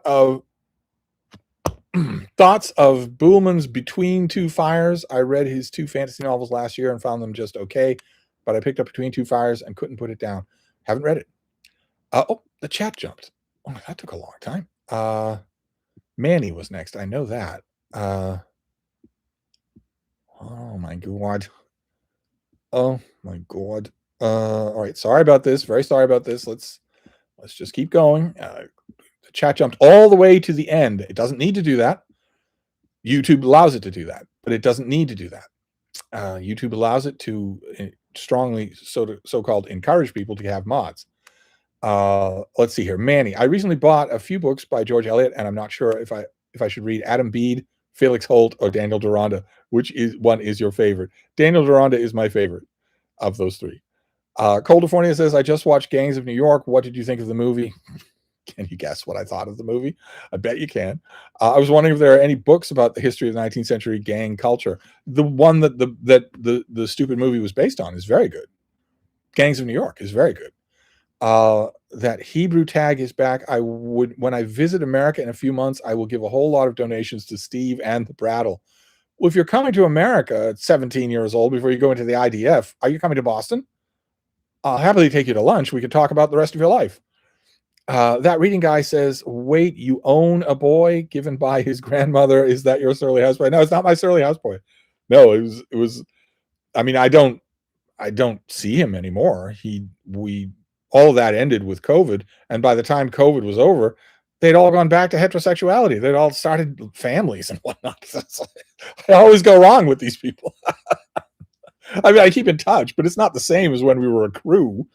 But yeah, I used to go to a little hole-in-the-wall Chinese food restaurant every week, like clockwork, rain, snow, anything, to read periodicals in complete peace. I would pile my periodicals on the table. I would take out a pen, and I would read them exhaustively without anybody in the world knowing anything about where I was. And I became very close with the family who ran the place. It wasn't really a restaurant. I never saw any of the customers there. It was just, there were tables, but I honestly don't think, anyway, I became very friendly with them. I helped them out on some paperwork. I helped them out on various documents they had to do for the restaurant, and they came to like me quite a bit. They came to call me the professor. I told them over and over again, I'm not a professor. They didn't care. They liked it very much. I was quiet. I was courteous. I generously tip when I go to restaurants. So at one point, the owner and his wife brought out a baby. They brought out a little baby and brought him to my table where I was nose down in the New York Review of Books because they wanted me to meet him. They wanted me to smile on him. And he grew up. That baby grew up. And they used to bring him out to my table once in a while, and then he toddled out to my table, and then he walked out to my table, and eventually he became a hunky teenager. And I was perfectly willing to help him with high school and then to become the first member of his family to get into college. And I also used to boss him around. I used to say, hey, well, we're going to do this, or I'm going to go over to this flea market. I'm going to need a strong pair of shoulders to carry things. And he used to say, well, dude, I've got other things to do. And I would say, no, you don't get to say no. Your grandmother gave you to me. When you were a baby, she said, he's yours. You going to argue with her? If you think you don't belong to me, then go ahead and argue with her. Don't argue with me. Argue with her. She's 4 feet tall, and she survived the Tang dynasty, for Pete's sake. So you want to argue with her, go right ahead. You take your life in your hands. And he didn't want to do that, and neither did any of his lame-ass friends. So for a while, it was blissful. I had beasts of burden, but all I had to do was feed them. That reading guy says, oh, wait, you're already saying it's you. Okay, that Hebrew tag is back. Is it bad if I want America, not Trump, to be the world power and world bank as opposed to the place being held by some other country? Well, there is no America without Trump, and there won't be. That's what people voted for. So that theoretical is largely empty. I mean, an old America, sure. Obama's America, sure. That would not be wrong at all to wish that. Some Okie dude says, I got to disagree. I really enjoyed Areopagitica. Okay. M. Francis Clare says, I've watched that reading guy for quite a while, and I think he's tougher than he looks. On with the little library room tour. Well, honestly, if you think about that reading guy's videos, he would have to be tougher than he looks now, wouldn't he? Let's see here. Manny says, does scolding you about your neglect of trollop read-alongs break email etiquette? I missed one day. I didn't do one today. That's one day. That's all. I'm not neglecting trollop read-alouds. Baby, what's the matter? Huh? What's the matter? I'm not neglecting a trollop read-aloud. I missed one day. I missed today. I will do it. Manny, oh no, that reading guy says, don't let me get in the way of a little book room library tour. Stephen Newton says, I don't know if you missed the hot topic on social media about Andy Weir went on one of those right-wing neckbeard podcasts. It wouldn't surprise me at all. It wouldn't surprise me at all that he's Trump cult. But I didn't know that, no. Box Elder says, hi, Steve. Hope everybody's having a great night. Is Nick Bryant's The Franklin Scandal about the Omaha Credit Union boys world scandal worth reading? The Epstein cover-up had it on my radar. I've seen it mentioned on Epstein cover-up videos, but I've never read it. Gertrude says, hi, Steve. Do you like Paracelsus? I recently read him and found him to be really interesting to read. I'm crossing my fingers for a Penguin Classic. Well, I'm amazed that Penguin Classic hasn't done it yet, but I'm not a big fan. No. That Hebrew tag is back. Steve, what are your thoughts on Maimonides and his writings? How did I know that we were going to get to Maimonides? How did we know that? I don't have any informed thoughts. California says, I had to read on the tenure of kings and magistrates in my Milton class. I really enjoyed it. You could tell that it really influenced some of the early American political founders. So the early American founders were all over Milton, all over him. Samuel says, hey, Steve, are you aware of Scott Bradfield? Name doesn't ring a bell. Dressy Crooner says, the moment I arrive at Hyde Cottage, you will have to endure a week of me singing Rodgers and Hammerstein hits, arias from Handel and Mahler, Schubert songs, and 60s classics by Sinatra and Dean Martin. Well, I have my own ammunition. Okay. Every song from High School Musical, for instance. Moth says, I have both those Star Trek books. I'll see which style I prefer. Thank you for helping me, Steve. Which Star Trek books were they? Did I recommend Sandra Marshak and Myrna Culbreth, and then Margaret Wanda Banana? That's right. Okay, I recommended Strangers from the Sky. Sean Patrick says, Steve, back if you have Star Trek: The New Voyages and Star Trek: The New Voyages 2. In Star Trek: The New Voyages, don't miss Mind Sifter by Shirley Muskie. Don't miss that story. You're going to love it. I think you're going to love it. Sean Patrick says, Steve, back in the 80s, I seem to remember a conservative firebrand on the radio named Howie Carr. Was he a Boston guy? He was a Boston guy. They don't get much more Boston than Howie Carr. Transparent in the Sky says, have you watched Yes Minister series? If not, very recommended. Do you recommend any books of similar wit and insight into politics and bureaucracy? I have watched Yes Minister. I really like the show. I don't know what we would mean by similar here. They're all, I don't know what we mean by similar. There are things that would match some aspects of it, definitely. Steve, are there any good books on Freemasonry? Not that I've ever read. Vivian Reed says, good evening, Steve. YouTube recommended your channel. Have you read Villette by Charlie Bronte? I'm currently reading it.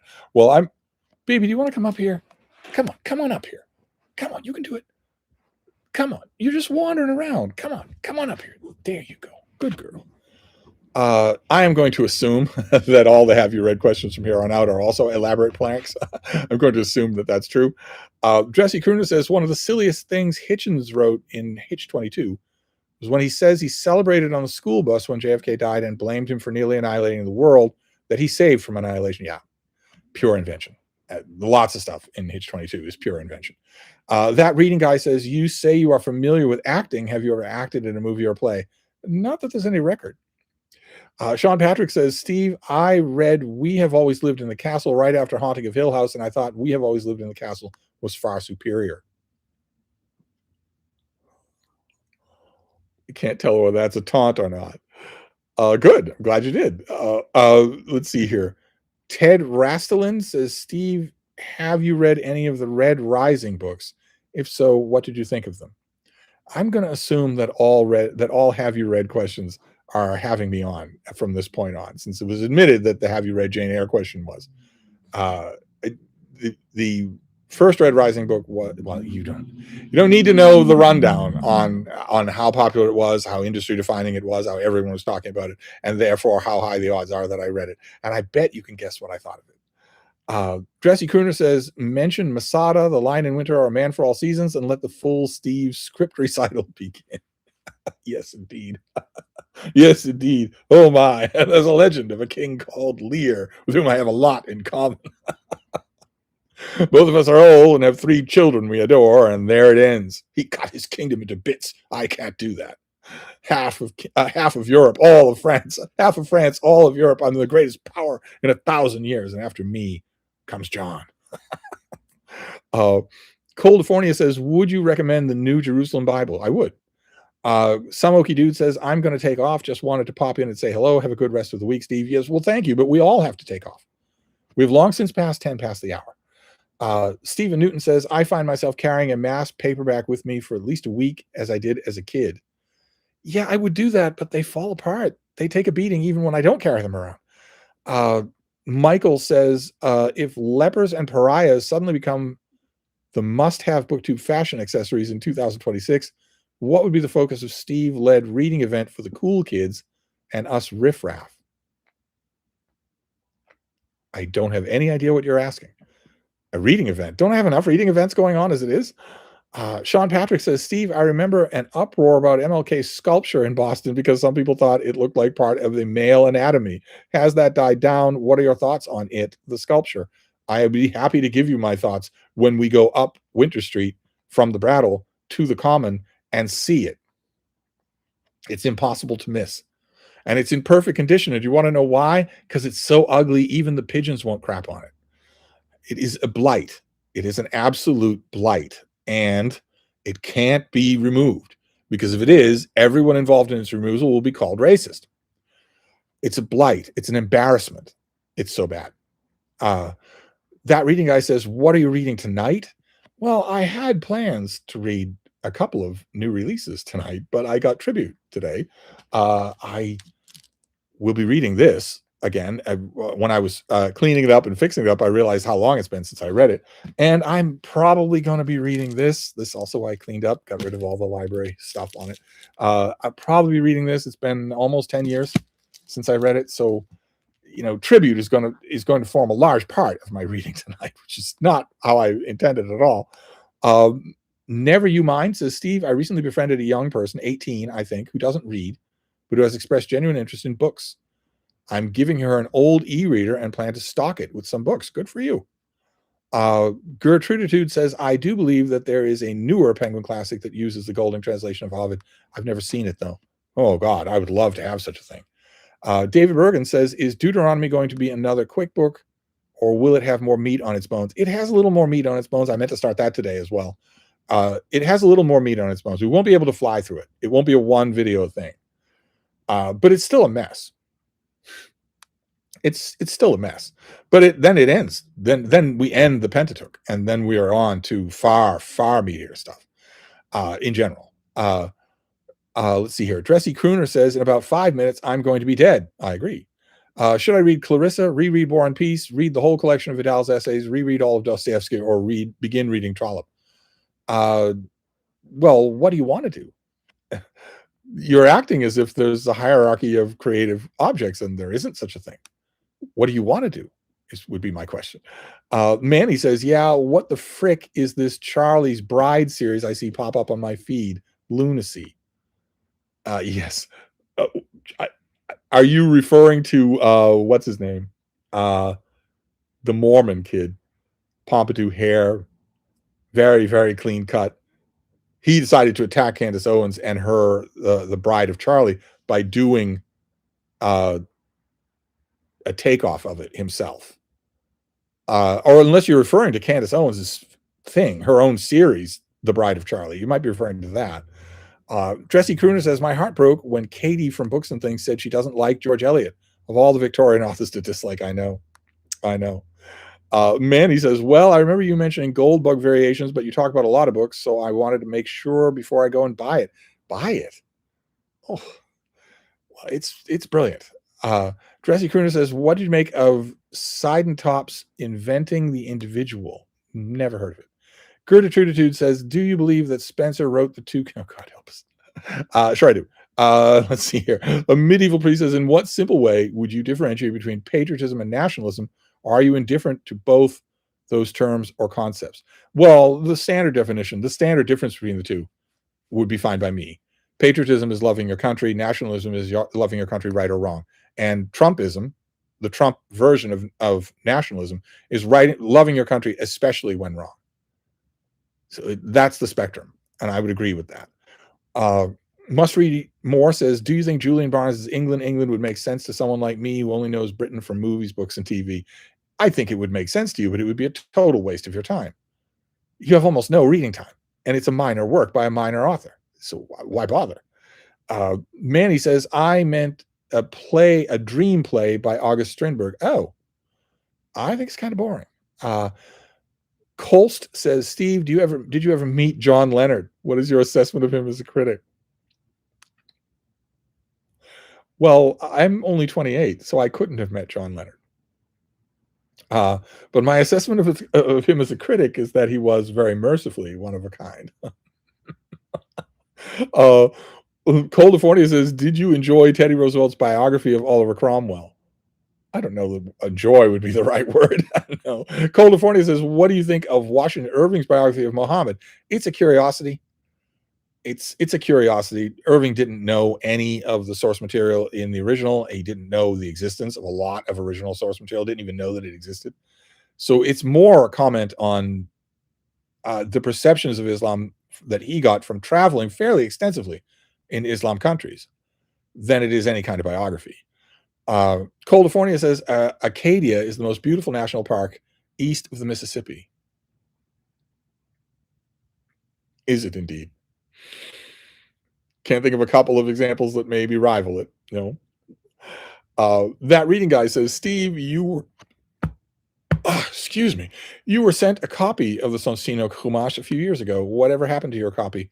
Oh, that's right. Somebody did send me a copy of that. I sent it away. Those were in the old days when I sent books to people.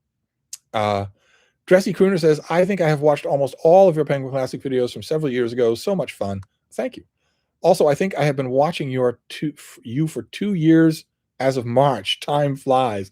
Well, some of you would have to tell me, but isn't April my actual anniversary on BookTube? Doesn't April mark 10 years? I could swear that the springtime is my actual anniversary. Oh, the chat jumped. Okay, but the chat can't jump for too many times because we've got to wrap this up. I've got all sorts of things to do. I've got to tend to my OnlyFans after all. Let's go back to where we were. Time flies. There we go. Andrew McDonald says, interesting that you find Dan Clowes' work to be whimsical. I find it to be cynical, satirical, misanthropic, but rarely whimsical. Jaya says, hey, Steve, I don't mean to be a snob, but could you right now open Goodreads and accept me as a friend? My name is Blair. Well, no, I'm not going to do anything right now. But I do need to go to Goodreads and tend to it. I haven't done that in a long time. Never You Mind says, Steve, you like Watchmen that I can recall. I like Watchmen a lot. Yeah. Thoughts on Moore's other works, comics and otherwise? Well, he's nuts. So his work is hit or miss. There's this 1,200-page Doorstopper, Jerusalem. Jerusalem is great. It's a great book. It deserves every page of its length. I'm amazed to say that, but it is. You ask, have you read it? So the whole thing was a joke. Okay. California says, what are your thoughts on the Book of Disquiet by Pessoa? I really like it. I liked it even more when I finished with Richard Zenith's biography. I read the biography of Pessoa. I didn't know anything about him. And I read the biography of him and I loved it. And it was one of those great literary biographies that makes you want to read the author's books. So I went back to the Book of Disquiet in the Penguin Classic and loved it even more. Alexandro says, is Connie Willis worth reading? Yes, very much so. DZIGIN says, Steve, is Margaret by Haggard worth reading? Not sure I know that. Columbia Thunder says, even as someone who likes Scorsese a lot, Gangs of New York is really not good. D Temple says, just bought a package of Oreos. Need I say more? You greedy thing, you. That reading guy says, I get the strong impression you like being completely off the grid. Well, it doesn't happen to me very often.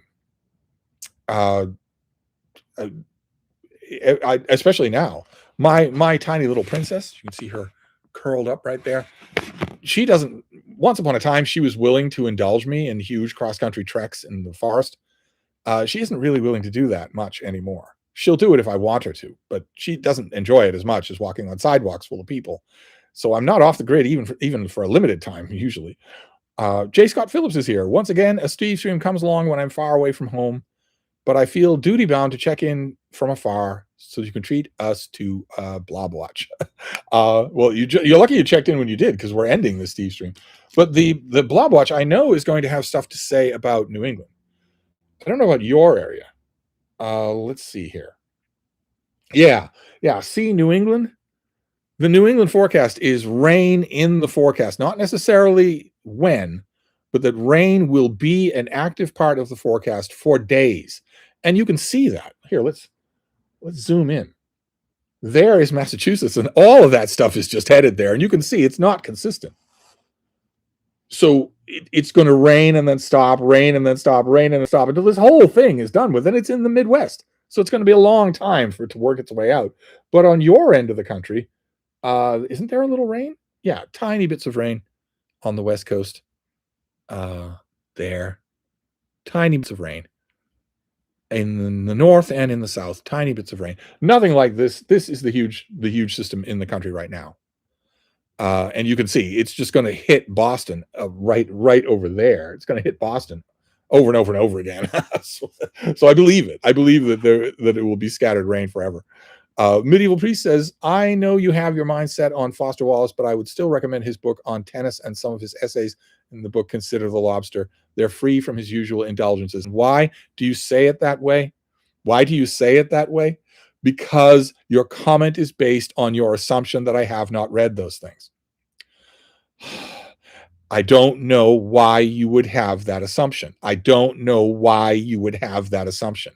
that you are telling me something about Consider the Lobster that I don't know because I haven't read it. I don't know why that would be your assumption. I honestly don't. Dressy Crooner says, the great thing about being an English teacher is the 2 weeks of Easter holiday where I get to just read. DZIGIN says, I watched your Tolkien starter kit, enjoyed the heck out of it. Thank you. A lot of responses to that one. Dressy Crooner says, I have been reading Tennyson's In Memoriam, and I am in awe of Tennyson's quiet, restrained sirens. His quiet, restrained sirens. His quiet, restrained, powerful imagery of grief. I am steeped in the romantics, so it feels very different. It was very different. Yeah, very, very good. Glad you're liking it. California says, I am thinking of a Daniel Defoe read aloud. I have so many other candidates, most of them trollop. Danger Kid says, Steve, did you keep tabs on the broader book chat over on Substack? I recently fallen into that rabbit hole, and I find it both surprisingly vibrant and sometimes surprisingly toxic. I don't read any Substack. And I don't know how to search the site for stuff that I might want to read. And I don't know what the etiquette is over there. If I read a literary piece on Substack, am I free to write a response? I don't know. Nick Collard says, I'm reading The Once and Future King, enjoying it so much. Any fond recollection from reading it for the first time? I was blown away with it the first time. Thought it was just incredible. I thought that what I still think, that I'd never read anything quite like it. And then I got to the Book of Merlin, and that was even more. It was that experience only intensified. SM3 says, Steve, I have a big little problem. I am not reading as much as I want to. Hope you are well. Hope you're doing well. You're fired. If you're not reading as much as you want to, make more time to read. DZIGIN says, Steve, I'm thankful that you don't demand super chats today. Yeah, I thought I would take a break. I told my mods to stand down. I sent my editor home. All the vapid party girls who usually sit behind me scrolling endlessly on their phone with barnyard animal vacancy in their eyes, I told them to take off, do benders downtown. It's all just me. You're just getting raw me here. Boonton says, I've suffered through a cold this week, but I've been reading every day.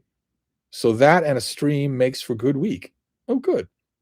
Beckhal says, hi, Steve. What do you make of Lionel Shriver and her recent political alliance with the right by particularly leaning heavily on the subject of immigrants and borders? I think it's a shame. She was irritated by the same thing that irritated so many people, the weird puritanical virtue signaling of the woke movement 10 years ago. That drove her nuts. It drove her nuts. And as some of you may remember, when that movement was in its prime, when it thought it was unbeatable, even expressing that it drove you nuts would cause them to go insane about you. They would chase down your workplaces. They would chase down the workplaces of your children and your parents. They would bombard those places. They would lie about you. And I think slowly that turned her against the left just in general and drove her into the arms of the right. I would be willing to believe that something along the same lines happened to Brett Weinstein. And I think it's a shame because it aligns you with Trump. And anything that aligns you with Trump is evil. Anything that does that is wrong. California says, beside the Civil War, my favorite Ken Burns series is Unforgivable Blackness, The Rise and Fall of Jack Johnson. What did you think of it? I haven't watched it. Manny N says, I'm almost done with my first reading of Beowulf, and I have an important question. Do you think who would you think would win in a fight, Achilles or Beowulf himself? It depends. Achilles is not super strong, except in the way that all the warriors of Homer's day are super strong. Homer tells us they can do things that men these days cannot. They are 2, 3, 4, 5 times as strong as men today. Achilles is not portrayed as being any more so than that, right? Like the big Ajax is described as being stronger than Achilles. Achilles is not described as being exceptional in that way, but if you accept the non-Homeric story that he is invulnerable, except in his heel, that's not in Homer. It's possible to draw blood from Achilles in Homer, but if you accept that story, well, then Beowulf couldn't do much to Achilles. But on the other hand, Beowulf is described as being super strong. He is much, much stronger than the strongest human being. So maybe he would win. I think in a Marvel superhero matchup, he would win. Manny says, I feel like Beowulf would pretty easily win. All right, okay, I'll labor through that without looking at your comment. Damien says, do any of Bob Woodward's books stand out in your mind as his strongest? No, they retroactively were all damned because he knew how serious COVID was, and he sat on that knowledge to sell books. So he's reprehensible. Exactly what I was talking about. He got in bed with the moral decay of Trumpism and caught it. So he's a contemptible figure. I don't care what he did during Watergate. Hayes Bell says, any favorite non-dog animals? Pigs, also bats. That reading guy says, how's your serial killer project going? It is slowly getting off the ground. It's going to have multiple deadlines, multiple blocks of deadlines. And the key here that I must not do is to wait until the day before those deadlines, trusting to my superhuman ability to do work. That's going to make that day or the 2 days before it utterly miserable. I must not do that. I must do a little bit every day. That is the way to do this. Jesse Crooner says, thank you for chastising me to getting rid of so many unread books. I was drowning. I'm much more ruthless with my library now. Sensitive subject for old Steve Areno. I need to do that very same thing with my print and paper library. I think I might wait a month to do that. Transparent Disguise says, about Sad Things, do you think They Thought They Were Free is a trustworthy book? Is it still relevant? Trustworthy, sure, but not relevant, no. Nate Bouchard says, just watch your Western Canon videos. When is the sophomore year? Yeah, that is the question that has hovered over this channel for what? 9 years? When is the sophomore year? Here, we're gonna go back up because the chat jumped again, but we do have to wrap this up. So sophomore year was the last thing we were looking at. There we go. Dressy Crooner says, on Reddit, there is an infamous subreddit called Bookshelf Detectives, where you are shamed if you post a picture of your shelves and don't have enough female writers, have no left-wing books, etc. Is there really? I bet there is such a thing. God help us. Manny N says, what about Strindberg's Miss Julie? Is it any less boring? No, it's hideously dull. Joey says, Steve, have you ever seen Susan Sontag's play on Alice James and the history perhaps been too kind to the latter's legacy? Too kind to Alice James's legacy? Yeah, very much so. I haven't seen the play. Noogie says, Steve, the great Steve, can I ask your opinion about George Steiner? I read Errata recently and also bought and queued up After Babel in April. Okay, but you don't actually ask me about him. I assume you are asking me about him. I like him, of course. He's brilliant. Alexandro says, Steve, your Goodreads says you're not 28, you're 32. I feel lied to. Does it really? I'll have to fix that. That's clearly a mistake. I mean, obviously, that's clearly a mistake. Street Medic says, I'm reading Bruce Catton's Civil War series. The last time I read it was in college for a paper I wrote on a military history assignment when I was in ROTC. I need to reread those. Would be great to do a read-along. M. Francis Clare says, is responding to must read more. In my experience, JB creates a very clean, nice world for his characters to live in. Oh, you're responding to something else. Okay. Street Medic says that was 40 years ago. Oh, you're really old. MTB says, Steve, how do you go about reading collections of letters? Do you read them in a single sitting over a longer period of time? Usually a single sitting, unless they're boring. Coldifornia says, what is the best incomplete classic? Dead Souls, Canterbury Tales, etc. Probably Canterbury Tales. Alexandro says, I'm reading Claremont X-Men for the first time. I've read through the Cockburn, the Cockrum, Byrne, and Paul Smith. How far through Claremont's run do you find worth reading?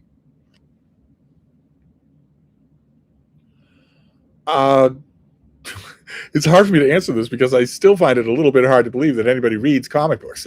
You yourself are listing the artists, not the writing. I know that when Cockrum returns to the book, by then Claremont's writing is just cartoonishly verbose. Characters are talking in whole prefaces to novels. And I just ignored them. I ignored all the word balloons, most of the word balloons. When Storm visits Dr. Doom, and they both appreciate each other. How aristocratic you are, etc., etc.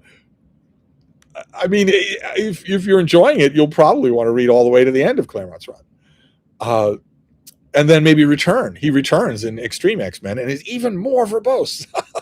Candy.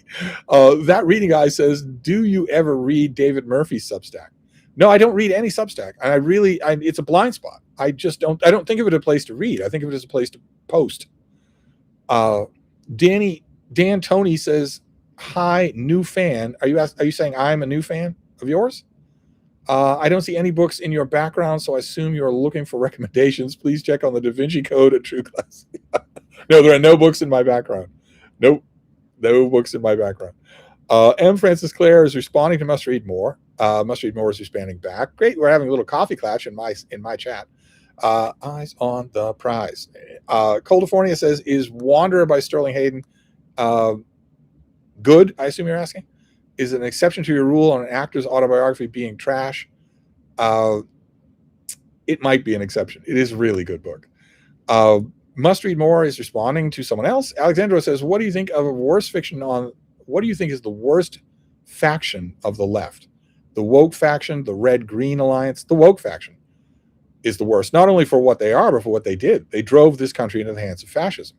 They are as responsible as anyone else for the fact that this country has fallen to fascism.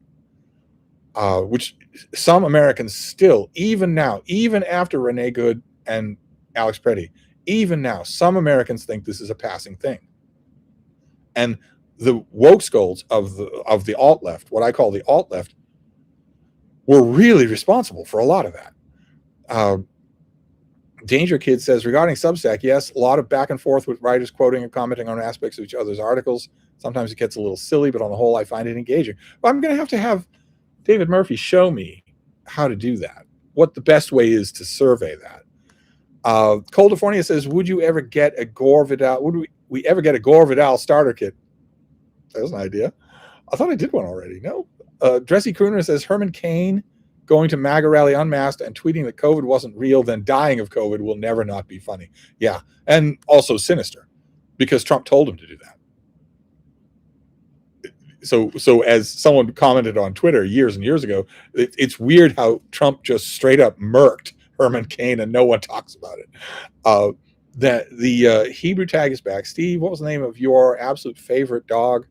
I want to write a poem with the name. Well, I'm not supposed to have any favorites. And it's one of the only subjects that could come up in a live stream that is really personal. California, let's just move on. I just watched an old interview with Norman Mailer. The man came off as the most blustering blowhard I ever had the displeasure of listening to. Is his writing more or less like this? His writing is exactly like that. I was waiting the whole time that he was commanding the landscape, him and Updike and Roth and Bellow. I was waiting the whole time, and I was telling everyone, the minute they're gone, no one will read them anymore. This is garbage. It's sexist, racist, misogynistic garbage. And it will go. It is just style and is being kept in place by the personality cult of the writer. Once they're in the ground and that can't happen anymore, it will dissipate. It will disappear. I said the same thing about David Foster Wallace. No, he's not worth reading at all. Not at all. Must Read More says, are there any good nonfiction books about Elliot Ness and the Cleveland Torso murders? Not that I've read. The Bride of Charlie. Yes, that was that's Candace Owens. Candace Owens did a documentary series. There's nothing. There's no research in it at all. It's just her being crazy. But she did a thing called The Bride of Charlie. It's intensely actionable. I mean, she's being sued by the government of France, but she should be being sued by everybody that she lies about. And she isn't, for some odd reason. She somehow manages to skate around that because people are being courteous.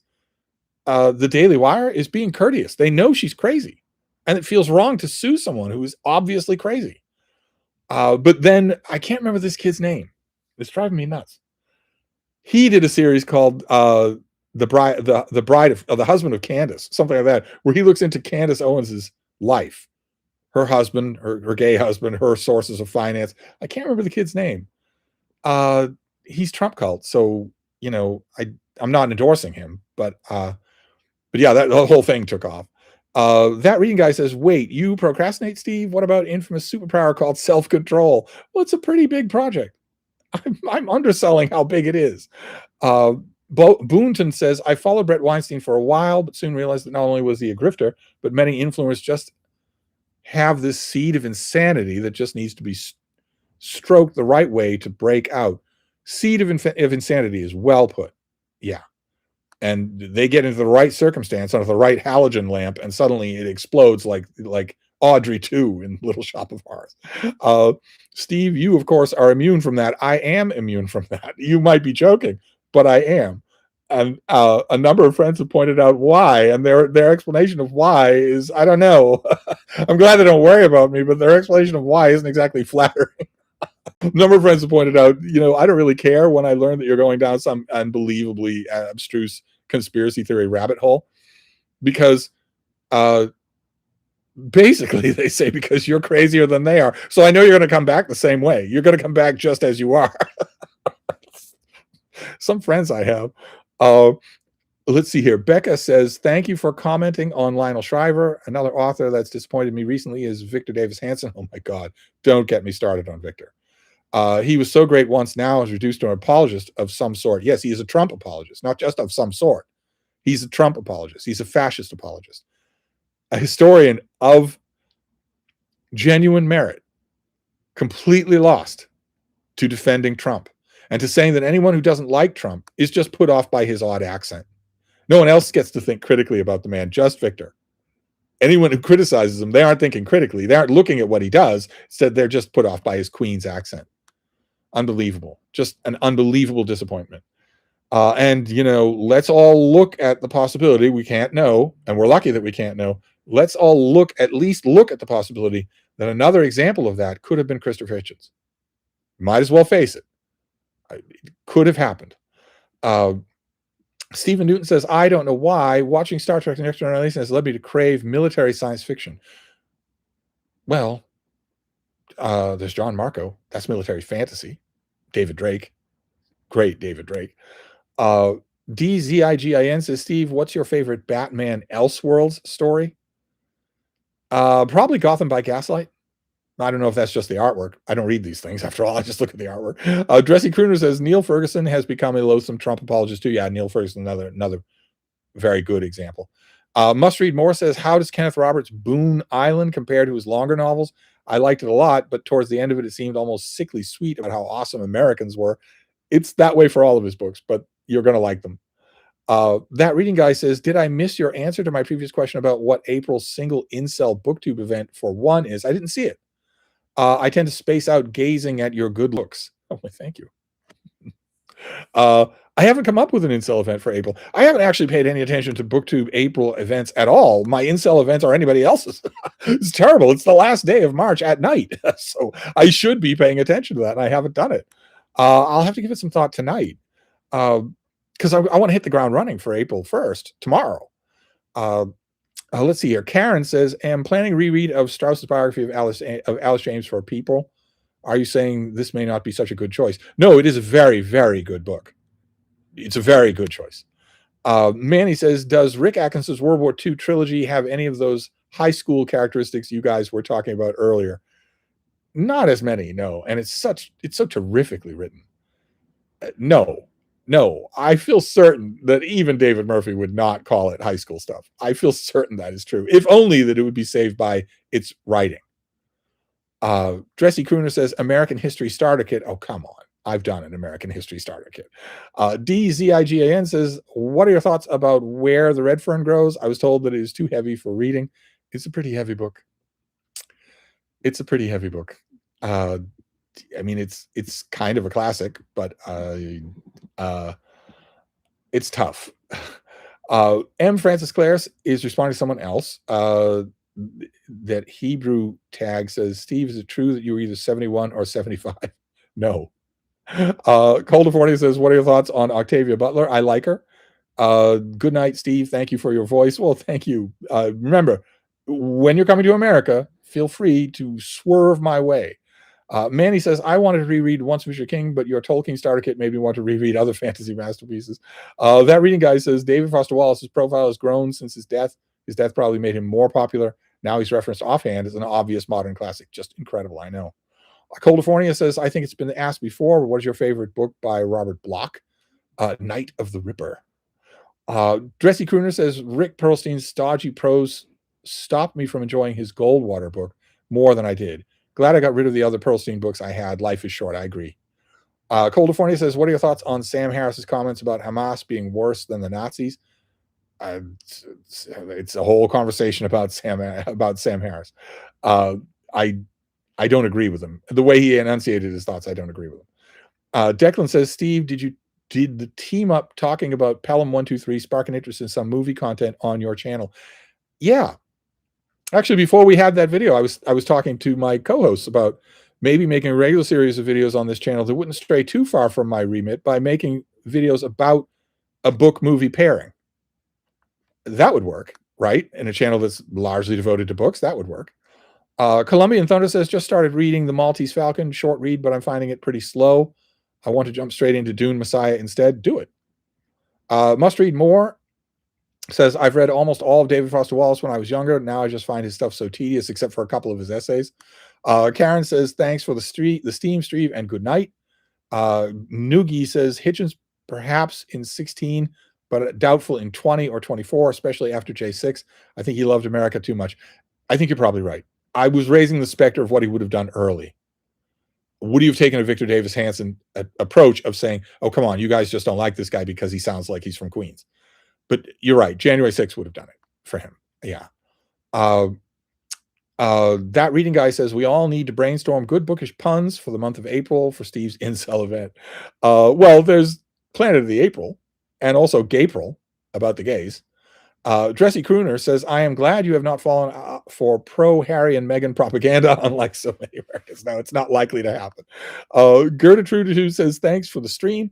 Manny says, I've been thinking about reading the later Dune books because I found myself not at all liking Children of Dune. Am I missing something? You are definitely missing something. Children of Dune is fantastic. And of course, my own favorite Dune book is the next one, God, Emperor of Dune. Must read more says, I can't believe tomorrow is the 1st of April. I feel like I'm 6 weeks behind. Yeah, I know the feeling. Becca says, I've always had a soft spot for The Human Stain. Well, there might be medication for that.